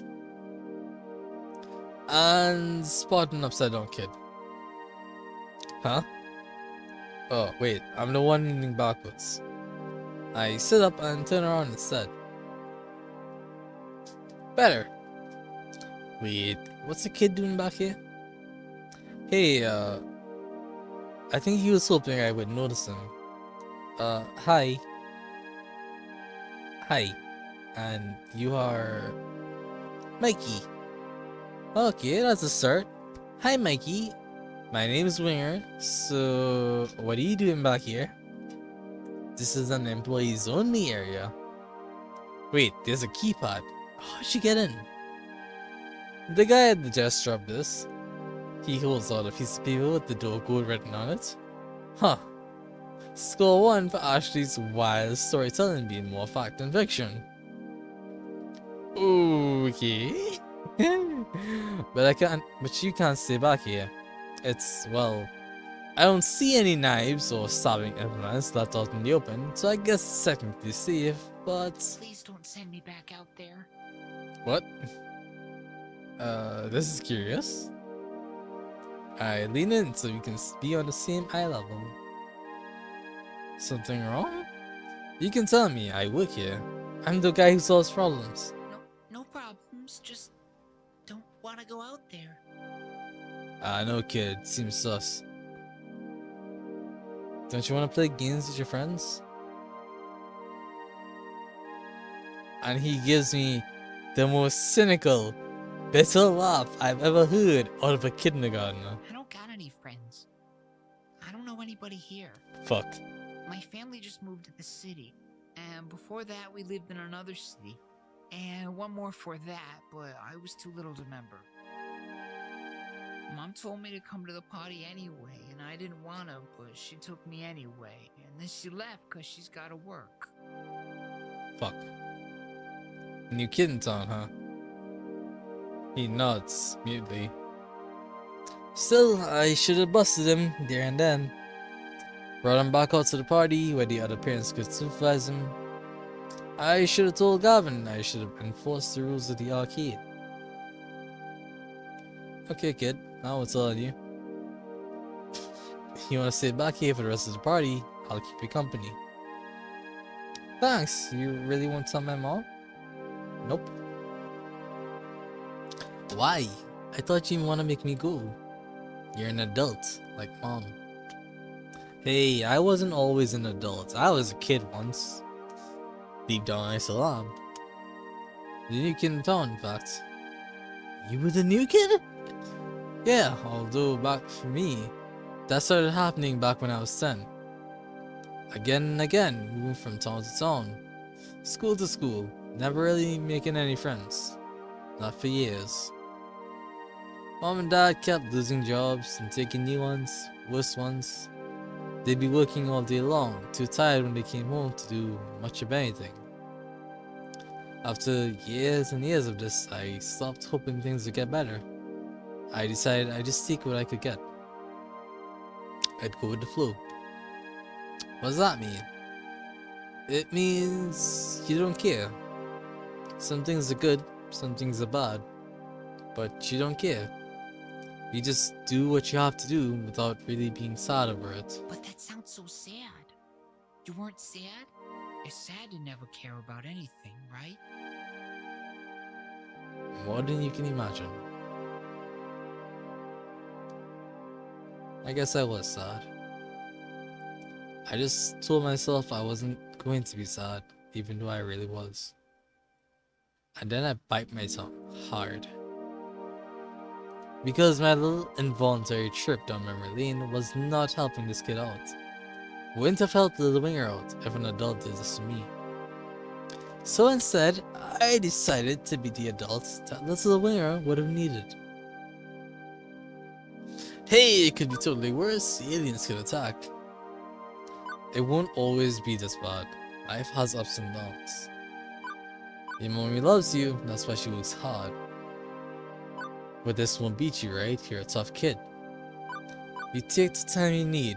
I'll stay with you. So this is one of those situations where all the choices line up with all the, what is it, personality traits?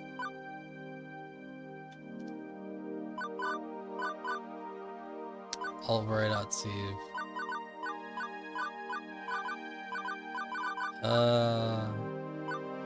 It's fine. This is quirky, as in fun. Won't always use pod, life is open up. This is bonds. This is caring. This is, I don't know, the brash one, the Faisal one. And of course, generic.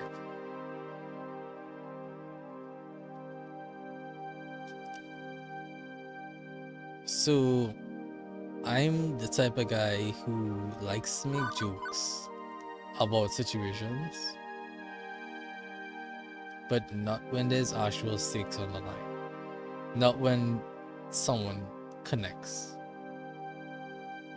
So, like, this kid made me have a trip down memory lane.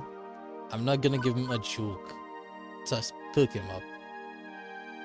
He deserves better than that. A joke is for my friends who just a casual, normal conversation. We won't always be this bad, life is up and downs. Bonds is a virtue, but not when you're young, you don't understand balance probably. Yeah, it exists and yeah, you have the concept of it, but it doesn't hit you. It doesn't set in that things can change easily. Caring. I'll get back to this. Brush, this one beat you, right? You're a tough kid. I have learned that playing the you'll get through it, you'll survive, you're tough card isn't always the best. It requires knowing who you're talking to. Some people aren't tough enough to get through. Some people need that encouragement, that help. And that's why if I just play this card, if I just say you're tough, you'll do it. You'll get through, you'll get by. You won't feel sad like I was. It kind of feels like a cop-out. It kind of feels like I'm fronting. Like I'm just saying it. Because I don't know this kid to see he's tough. It doesn't feel right. And while this is more along what I would do in this situation, if you take the time you need, I'll be here with you. I'll see. We're on a no generic, no basic rule. That leaves your mom loves you, that's why she works hard. Which is true. Parents aren't around much and they're always working. They do love you more than you realize. And it takes time to actually figure that out. Like this kid's supposed to be 5, right? He won't realize it properly until a long while. Okay, but the penguin is adorable. You right? Penguin there, baby!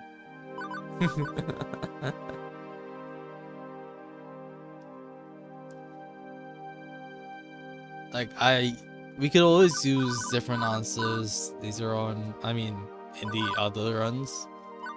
This is the one I feel best about. You know your mom loves you, Mikey. She loves you very, very much. The penguin is the most adorable. When I was a kid, I was mad at my parents for moving all the time. Taking different jobs. It made things really hard for me. But now that I'm older, I know that they were working hard because they loved me. They wanted the best for me, and they were doing their best to get it. Life can be hard. Sometimes it's just no fun. But there's one thing that's always there. Love. They love you. He shoots me a doubting look. One of those little doubting looks where they don't want to outright call something a lie, but can't quite swallow it. And we've all had those. Mikey, if your mom was sad, what would you do to make her happy? I mean, if you had to go to school an extra 2 hours a day, would you do it? I guess. That's what she's doing. She's working very hard because she wants to make you happy. I'm not happy being alone or moving all the time. Neither is she. But she knows if she works hard, one day you won't be alone. You won't be moving all the time. I was a new kid, remember? But now I have a home with my best friend and a good job. I work in an arcade. How cool is that? It wasn't easy, and my parents were often sad. I was often sad, but we pulled through, and so will you. Just remember, she loves you, and you love her. That'll get you through the sad times. Huh? It's not a great answer. It doesn't solve the problem. But it does make things a little easier on Mikey. From his long sigh, I can feel him releasing sadness before offering a little smile. Not a big goofy grin, not the high of happiness, just simple understanding. I love Mom. It's sad, a lot. But I know it's not always sad. And even if she left me here, I know she's coming back. Hey, you know what? You still got some time to enjoy the party. Even if you don't want to talk to the other kids, there's a lot of games you can play. And hey, maybe you'll get to know someone while playing a game. Arcades are great for that. I'm sure a lot of them have sad times too. And they could use someone to play with. Someone who understands. Thank you. Okay. I want to play the skee ball games. Ah, splash you a few tokens. Let's get you rolling. I take his hand to lead him back out to the main room.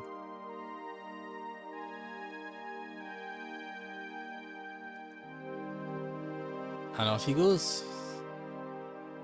And tell me you guys don't have a warm, fuzzy feeling in your hearts right now. Because I know I do. And damn, it's good. It's a real good feeling. I'm not fooling myself. I know I haven't fixed all Mikey's problems. I'm no child psychologist. That was entirely me flying by the seat of my pants. But for one moment there, I was able to help someone in the same crappy situation I found myself in long ago. 15 years ago. Everything changed. No more family vacations, no more arcade visits. We couldn't afford them, and they couldn't take time off work. The whole 785 family had to learn to settle. To accept the lot in life we'd been dealt. To simply go with the flow. Never hoping, never wanting. Juniper did her best to pull me out of that mire. I'd only known her for a few years. One of the few stable times in my life, she knew the edge I'd been pushed to. Now, here I am. Today has been, well, bonkers. Alternately, I can't English! Sorry. Alternately, boring and hectic, surreal and way too real. But I can honestly see I'm more alive today than have been in a very, very long time. Beep beep. Beep beep where? Huh? My emotional voice analysis subroutines combined with your body language suggests you're very happy right now. The two of us are sure awesome. I'm glad. Yeah. Yeah, I guess I am. How'd you know? I just told you, silly. I mean, how'd you know I'd love this job so much? Oh, I know. Oh, that's easy. I didn't. What? I lied. I was 47% sure. Oh, it has elements that seem to click with your optimal social requirements, a fun atmosphere, spirited coworkers, helping people out, and so on. Also, I cross-referenced your roommate's postings talking about how much you enjoyed arcade visits when you were a kid. Still, 47%. 99.97%. But I was 99.97% sure that if I said I was 99.97% sure, you'd be willing to give this a try. Another thing to thank Juniper for, I guess. You're a very weird little app, you know. Hooray! I try to be. You okay, Marath? Are you not feeling the fuzzy? Oh, were you not feeling it? When the car's pulling up in the parking lot, looks like the party's over. It's just about closing time for the arcade anyway. Most of the gamers have already filed out by now. If they hadn't already filed, well, fled, the title would be about kitties. My first impulse is to go bug gabbing about my paperwork, but that can wait. I'd rather go help someone with their tidying up, or maybe see how our VIP gamers are doing. Wait, Marath's alive? Yeah, I thought he was dead too, so you're not the only one surprised. He was so quiet and looking for so long. I heavily suspect he used that as an excuse to go deal with puppies and come back.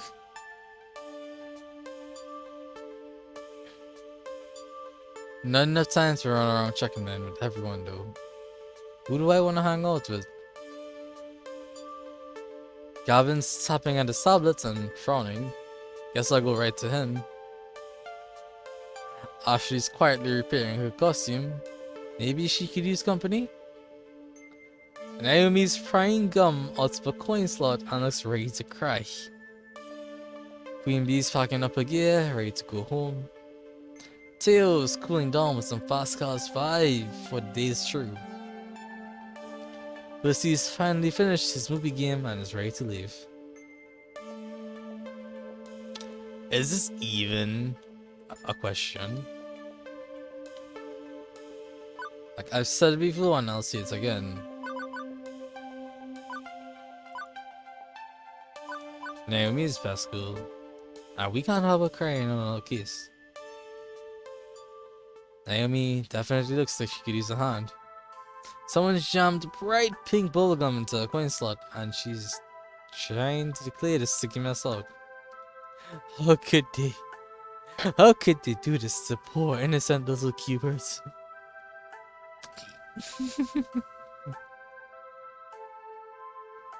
Marath is alive on the outside. It'd be like that though. Yeah, I know that feeling. Hey, need a hand? Oh, thank goodness. Yeah. Work on the second player slot for me, please. I've got swabs and stuff in my kit there. Grab what you need. How frustrating. Honestly, they never do skits. No respect at all for these games. Games aren't like chew-proof machine washable baby toys. They're delicate and deserve love and care. But they are toys, right? Well, yeah, I mean, of course. Just, you know, they're also works of art. I know not everybody sees it that way. Back in the 80s, operators would just throw away games that didn't perform well anymore. In the end, an arcade has to make money. That means using and abusing a game until it's ready to put it out. Oh, until it's time to put it out to pasture. But I don't have to like it, right? Definitely not. Stand up for game rights. The kids had a lot of fun. They're not all mean. How long does the game last, realistically? Definitely not asking this. The kids, the games. The kids, the games. What do I like more, kids or games? The answer is easy. The games. Of course not, you love these games. You shouldn't just let them be abused, even if they do have to make money. Next time you see some kids smacking a game around, stuffing gum into the slots or whatever, you let me know. I'll deal with them. Thanks, Swinger. It's good to know someone's got my back. Still, I need to be realistic, right? I know this isn't a museum. We aren't preserving priceless treasures for generations to come. Sometimes I treat it like my little private collection. But really, I do want people to play and enjoy these games. And that does weigh them down in time. As long as I'm here, I'll pick up a game when it wobbles on its feet. Dust it off, straighten it back up, send it out there to be played with all over again.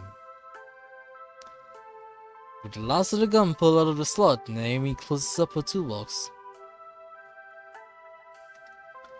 I should probably pull the coin mechs entirely and get them a good clean tomorrow. But I didn't want to let the gum sit overnight. I'm headed home soon. I'll see you tomorrow, right? You got it, Naomi. Woohoo! Great. And she gives me a big hug before bounding off to her workshop. My heart skips a beat and a half before reality resumes, already in progress. With things winding down, there's just one last thing to take care of before I'm out the door. I seek out Gavin to handle the remains of the day. Winger, good work today. Thanks, boss? Mid-boss? Sub-boss? Gavin will do. I can't say you've been a perfect employee, but my standards are impossibly high. So I'll just assume you were as close to perfect as is reasonable. You came to me when dealing with the stolen tickets. Good. I want you to know that I'll always be here should you need me, even if I look busy. Unfortunately, the cost of cleaning our carpets and costumes up to the cupcake assault will be a chunk of change. But I suppose you did all you could there. I'm not pleased that you sold our movie for only $1,000, not $3,000 as I requested. Gavin, we only paid $200 for that game. I'd be ripping off a customer. A customer with exceptionally deep pockets and one who squats on that game all day, spending only a handful of change in the process.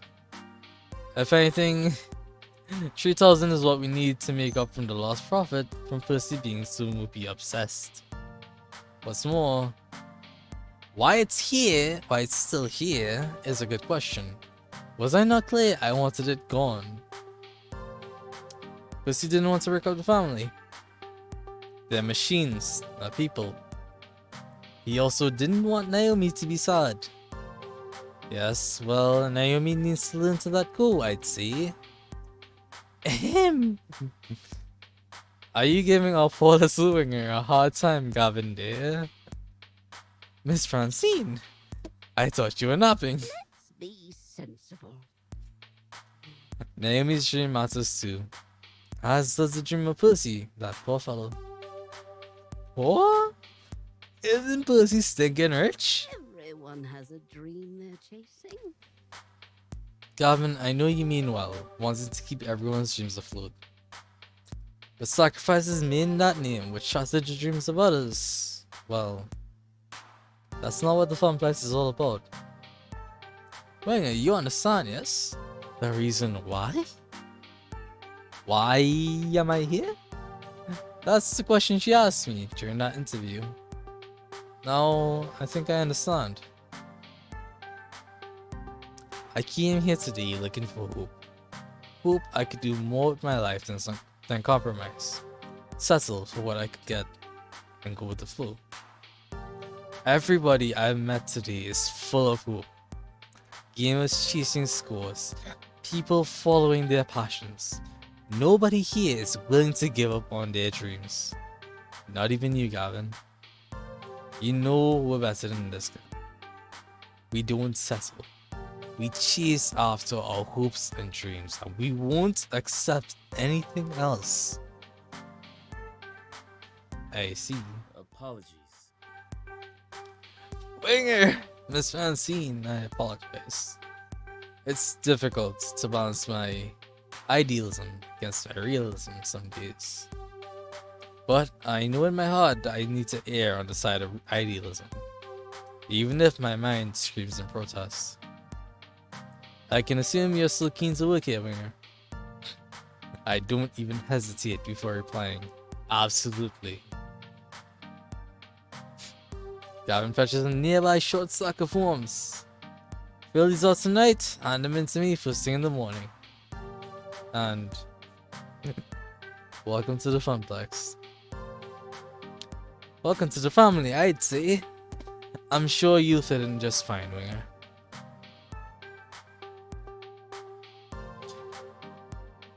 Oh, feels good. One bus ride later, and it's home again. Home again, jiggity jig. Home again, jiggity jig. Juniper, already home from work, mounts over eagerly to interrogate me on my day. So, how'd it go? It went well. Well? Oh, well. Really well. Your little love came true. Despite being terrifyingly omniscient and just a little bit unnerving. You forgot to mention adorable. That's wonderful. I'm so glad to hear things worked out. And you even came home with a smile, like when you were a lifeguard. I guess I am smiling. Interesting. By the way, there's just one teensy weensy little question I have for you. What's that? Why exactly did you order a giant crate full of pizza bagels?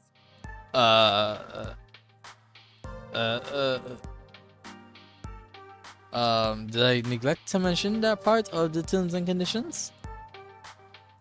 On the plus side, I know what I'm having for lunch tomorrow.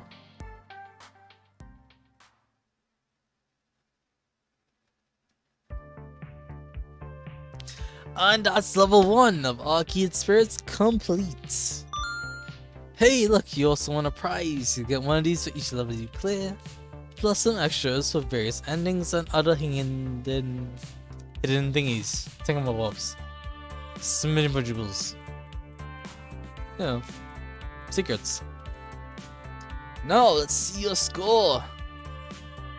Looks like you're really hitting us off with Naomi. I am indeed.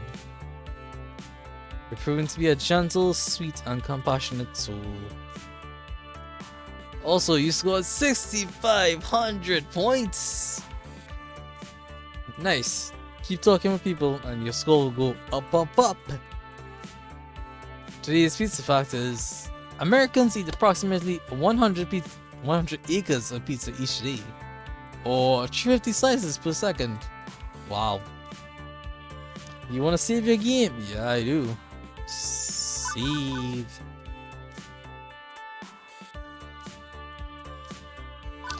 Now let's take it here.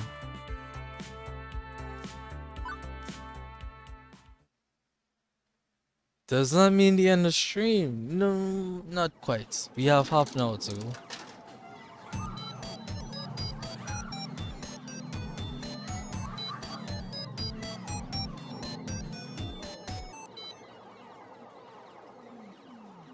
Level 2, Chasing Ghosts.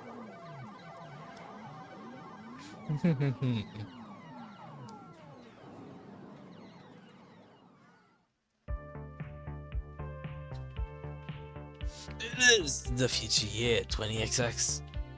And you know what? Things are pretty okay. I booked to the floor as a floor attendant at the Funplex for 2 weeks now. Hard work to be sure, but rewarding. In a spiritual sense at least. I've helped Naomi repair pinball games. I've had tea with Francine while she reminisced about the far out 1960s. And I've evacuated gamers when the kitchen accidentally caught on fire. I've had numerous kids puking up nachos in my clothes. I've scraped gum off any number of surfaces. I've chased what turns out to be too many spiders out of a single skee-ball machine. Okay, look, I know I'm not painting this as a very rosy picture so far, but honestly, I'm happy. I'm happy even amidst the chaos and the grossness. I'm happy, and that's all that matters, right? Right, you're happy. This is the best I've seen you in ages, Winger. Before you'd come home all drained and exhausted, but now, well, you're still tired, but a good tired. My roommate Juniper, she'd taken to stopping by during her lunch break whenever she could get away from her office cubicle long enough to do so. It's still hard work, don't get me wrong, but overall, it's good work. I just feel good. Totally good and stuff. Yes. Good. Agreed. Super good. Double plus good. Iris? We talked about you listening in on my conversations. What did I tell you about that?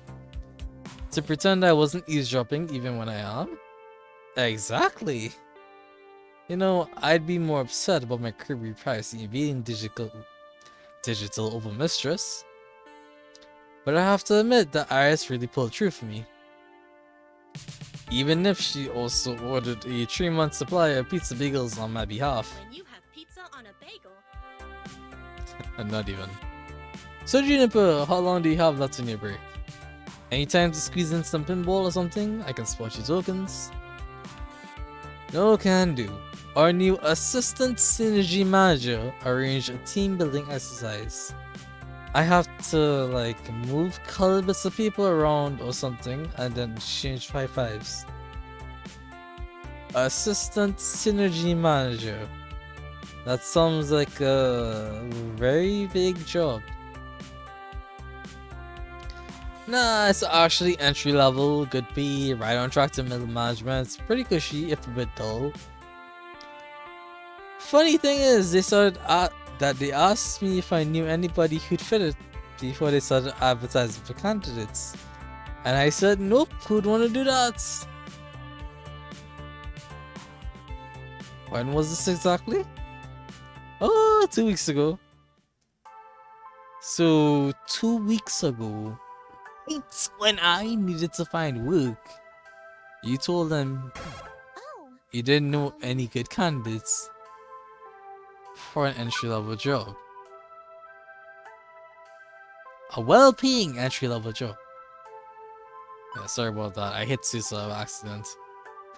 Oh, well, but you wouldn't have liked being an assistant synergy manager, right? Not one bit.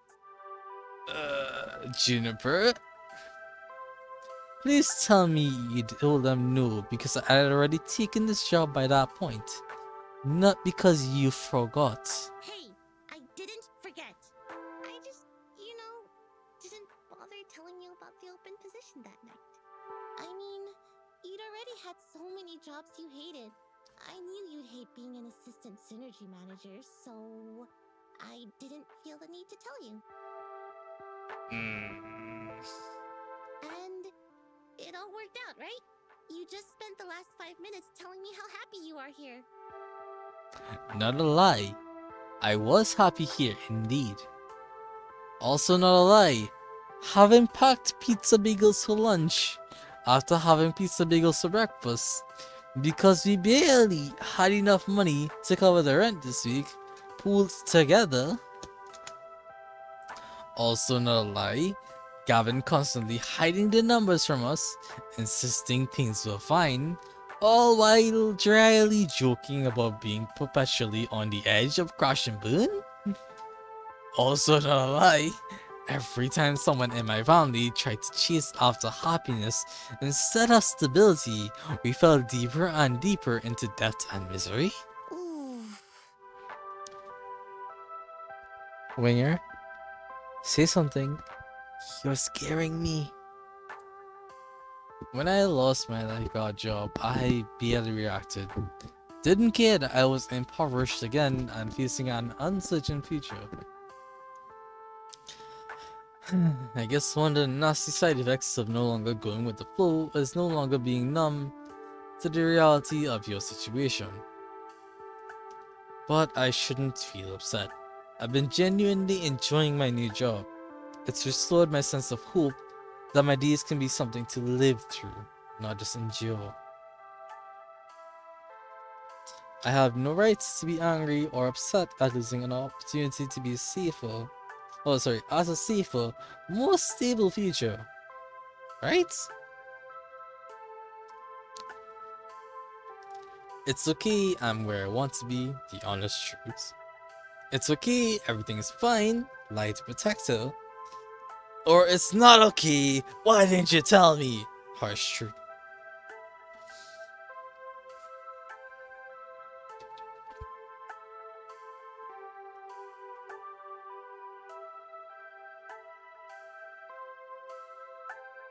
Honestly?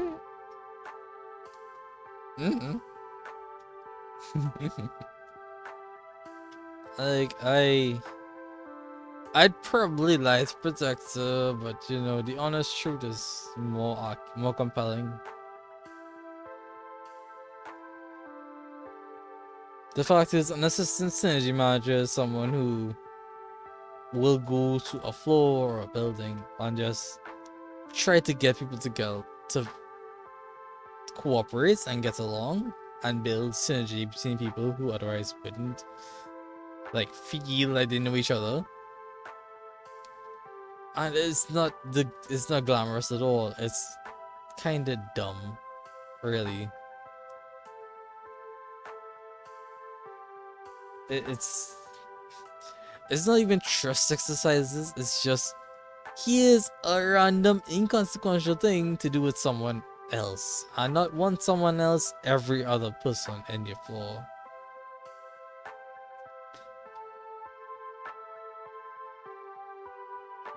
De- Definitely not something I find interesting or enjoy.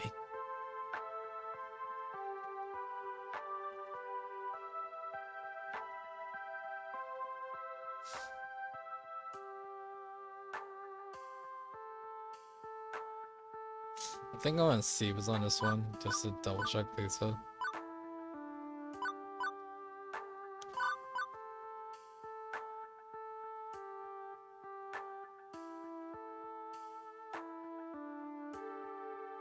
It's fine.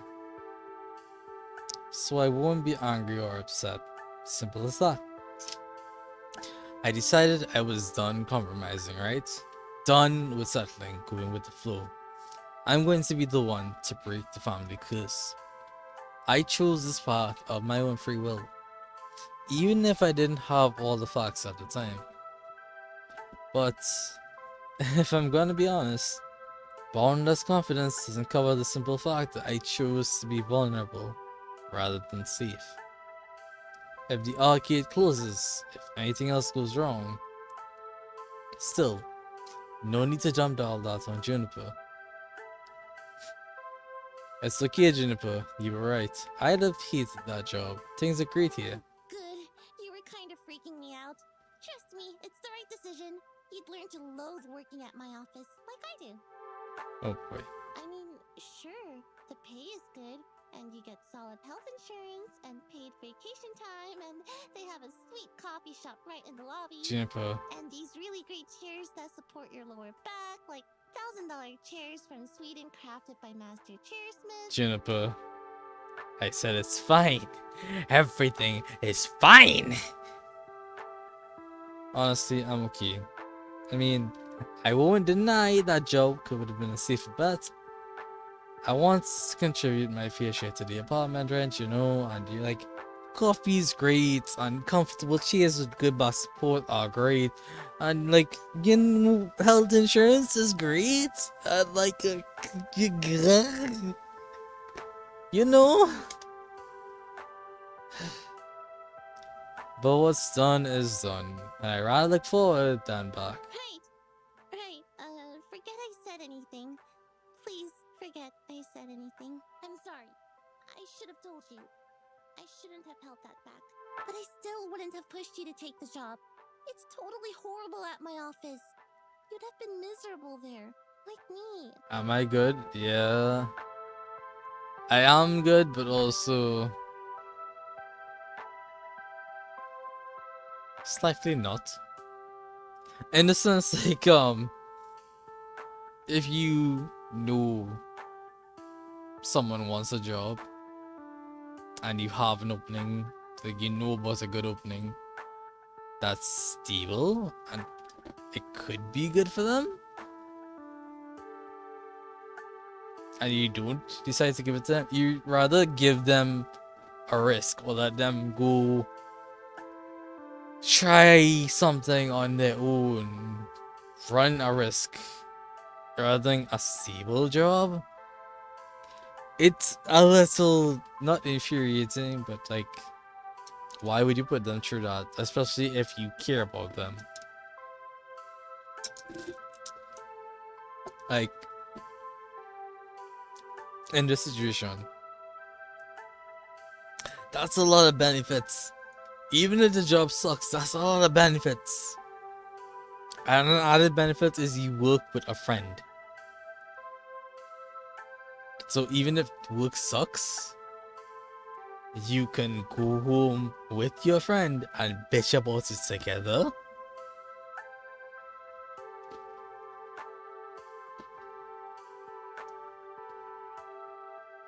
Plus, you know, the lack of a constant stream of pizza bagels would be nice. Like in thought. Juniper is cool. You're right, I had hated it. Okay, good. Good. I've got a good feeling about this. I think you're right where you need to be. Even if I was kinda dumb about getting you here. Hey, I gotta head back to the office. I'm kinda scared to look at you right now. You've got these eyes that scream, I wanna kill you. I just to make sure to hide the body properly. Have a good lunch, okay? I can feel the distant rumble of a frozen box of pizza bagels taunting me from the recently repaired employee workroom. Yeah, okay, and you have a good uh, rest of the hours of your day. Yeah? You bet. I'm okay with this. Everything is fine. What could go wrong? Right? Right.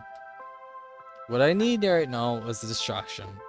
And frozen pizza bagels are most certainly not it. My pocket money is really slim, but I think I need to step out for some fresh air and treat myself to a little better lunch than that. And hey, maybe some company too. Nice and distracting. Talking to someone about anything other than this? Let's see. Who's available? Percy's taking a break from his score chasing. Queen Bee's seen matches right now. Teo's shaking it on Showtime stage. Ashley's not a mascot used to say.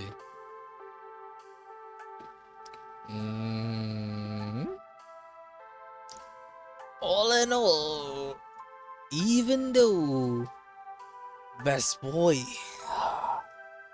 Honestly, this is a hard toss up. In the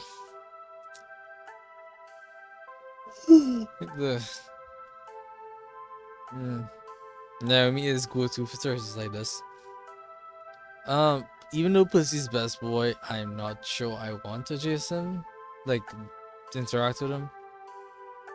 Meanwhile, Ashley though, Ashley was HP's choice of a character. Could always choose her. That would be fun.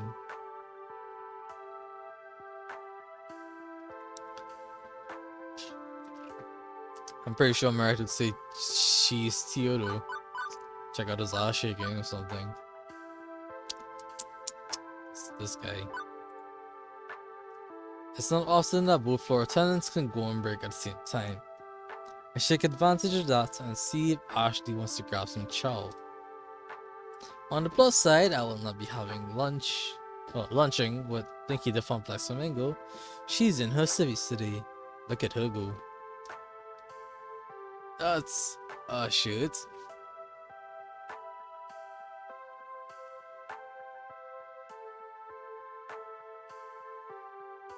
And that's a belt buckle. Nishinso.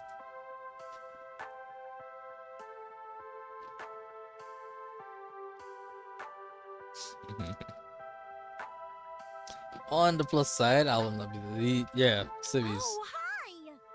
Hey, Winger, what's up? Kitchen on fire again? Not yet. To avoid that happening again, I suggest having lunch somewhere else. You know what? I was just about to suggest that. Both not burning down the kitchen and going out for a bite. Sounds great. Maybe taking a breather and stepping outside these walls will help take my mind off of everything that happened this morning. And Ashley always has a story to get lost in. Maybe I could get some pointers? Oh hey, I know where we could go. You haven't been to the whole story yet, have you? No, not yet. I've just been existing off all these pizza bagels. I do love me some pizza bagels, especially the sausage ones. I wonder how they make all those tiny little sausages fit in those bite-sized morsels. Like, is it on a conveyor belt with tons of sharp blades? Chopping down at insane speeds? You wouldn't want to get caught under that, no way. Focus, Ashley. Full story. Also, speaking of full story, my brain is short-circuiting.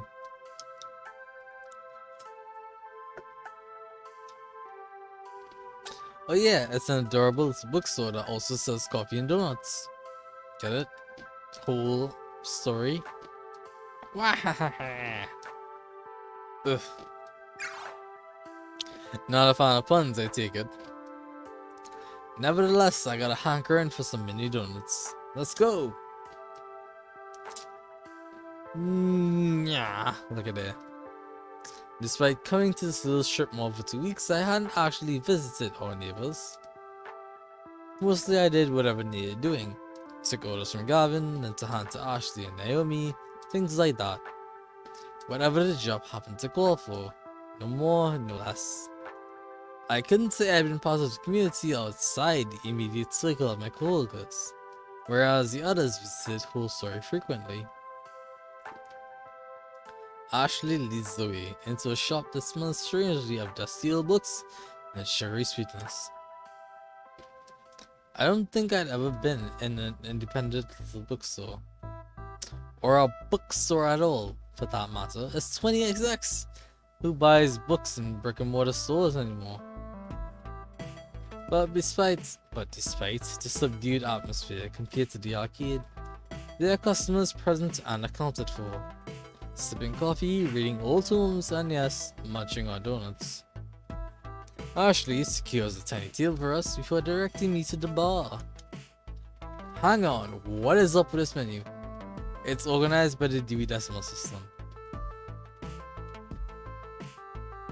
I'll have the G Bloom with a bunch of mini donuts and hey, my treat, okay?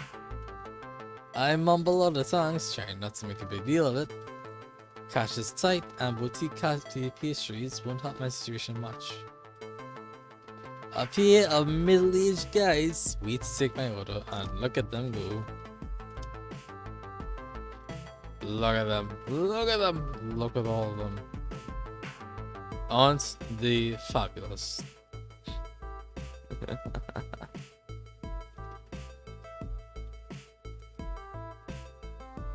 Hey, like, one super sweet glazed orange chocolate sprinkle. Sorry, one super sweet glazed chocolate sprinkle special surprised orange juice. You know what surprised me? What's your favorite donuts? Yeah, it's a glaze and some coffee. Keep it simple too.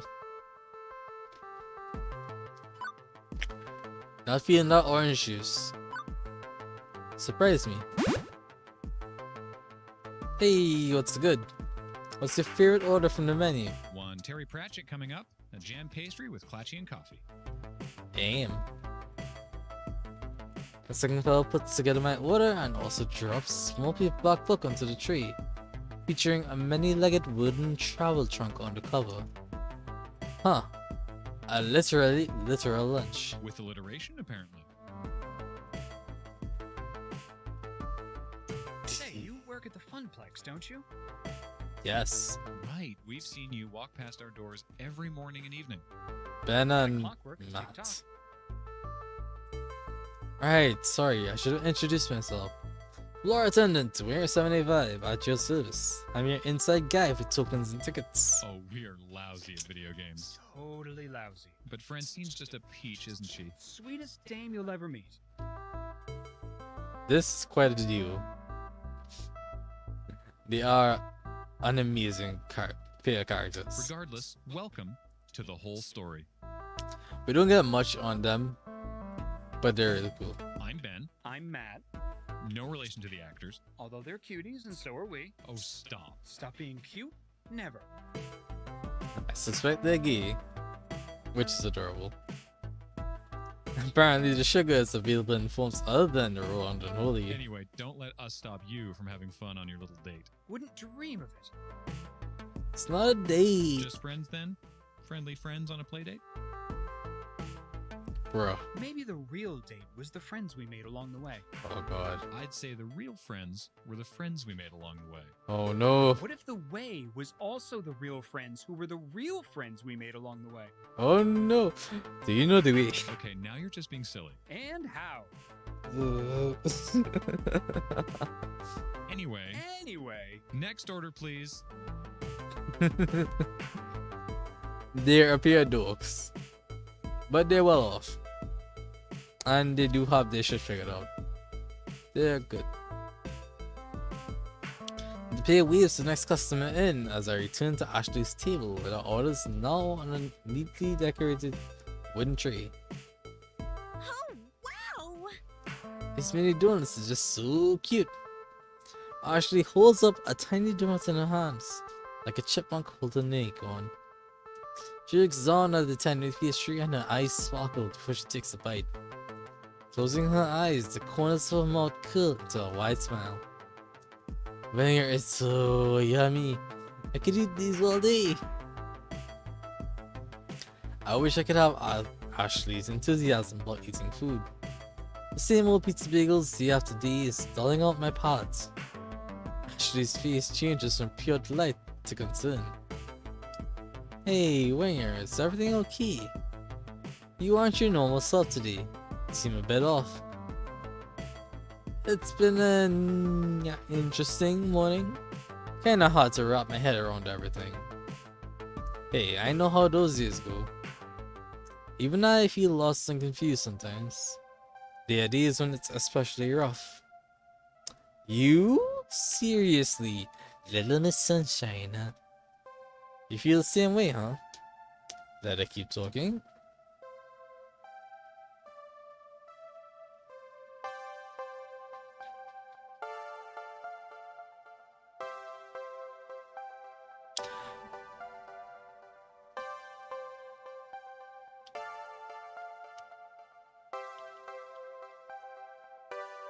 I despise the fact that I can't bring up the scores right now. Okay.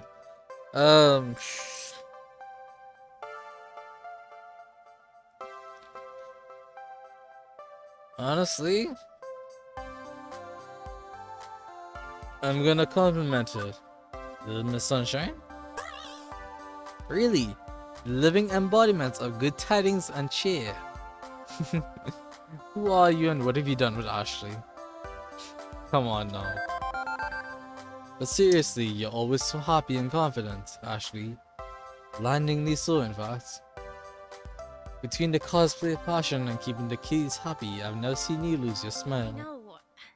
I know it seems totally unlike me, but honestly, deep down I'm scared. I feel like I don't really know who I am. Every time I look at myself in the mirror, I don't know who this person is who is staring back at me. I mean, in my heart of hearts, I know I am Ashley Wolf, but that's all. What makes up Ashley Wolf? That's quite a last name, Wolf. Who am I? Who am I really? That's what I'm searching for. That took an unusually serious tone compared to Ashley's usually chipper attitude. Can't say I entirely get what she means about knowing who she is. Well, no, I kinda get it. Considering I don't know what I want from life. What you want and who you are often linked ideas, right? Or are often linked ideas, yeah. But Ashley looks so forlorn. Can't just sit by and say nothing. I won't let the silence drown her out. You should try searching in an abandoned house. Is that where you cosplay? What do you hope to find?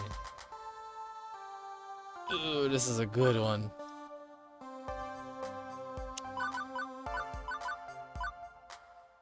Unfortunately, we can't do neutral or basic. Searching in an abandoned house. I don't want to make fun of her like that.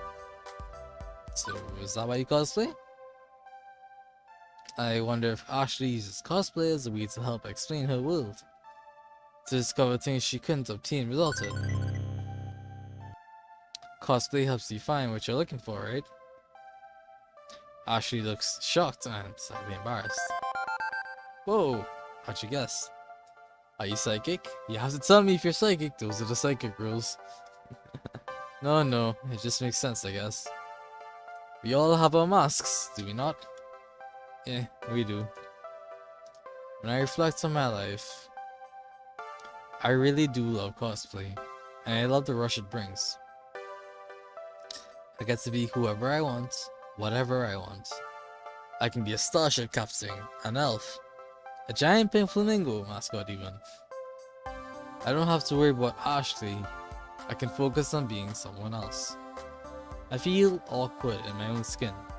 When I'm in costume, I feel like I'm at my fullest potential. I feel comfortable. But I think cosplay has really helped me understand some things about myself that I couldn't really see before I started doing this. I just want to be able to love the person I am when I find that. Knowing you, I think you'll do just fine. If you ask,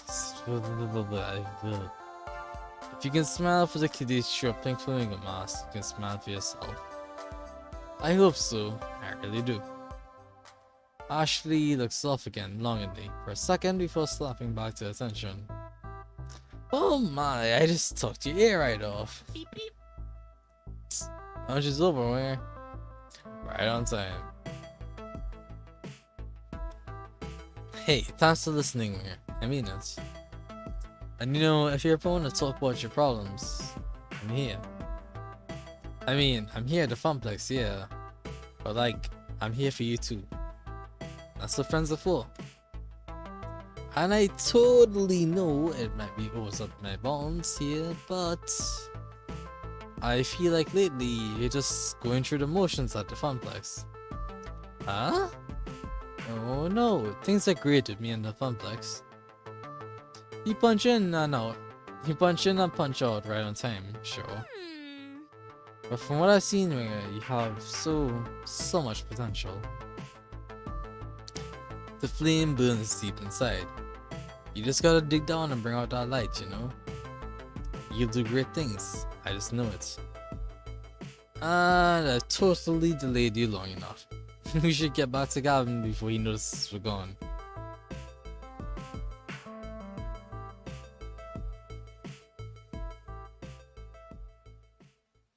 Alright. With that, you know, the thoughts of us having potential deep inside, we're gonna call that stream. We got through a bit more of the game. Nowhere near the end.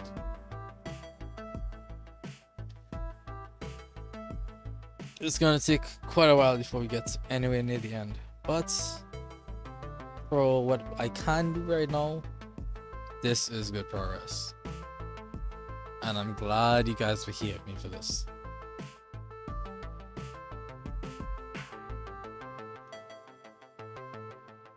Definitely, next time we do a run through this game, it's gonna be faster with longer streams. If it comes to that, I'll probably ask for an off day if I'm still looking at that point. But no, though, thank you guys so much for watching. Thank you guys, Marath Extra HB, for jumping on chat. And I hope you guys feel this game. I hope you guys enjoy this game as much as I do. Whether it's sympathizing with some kids, really feeling a sense of depth to the character you have to play as, just being pleasantly amazed and engaged with the characters. I hope there's something here you can enjoy, and I want to do my best to make sure you enjoy everything. But yeah, I kept you guys long enough. Thanks so much, and see you next time. Bye.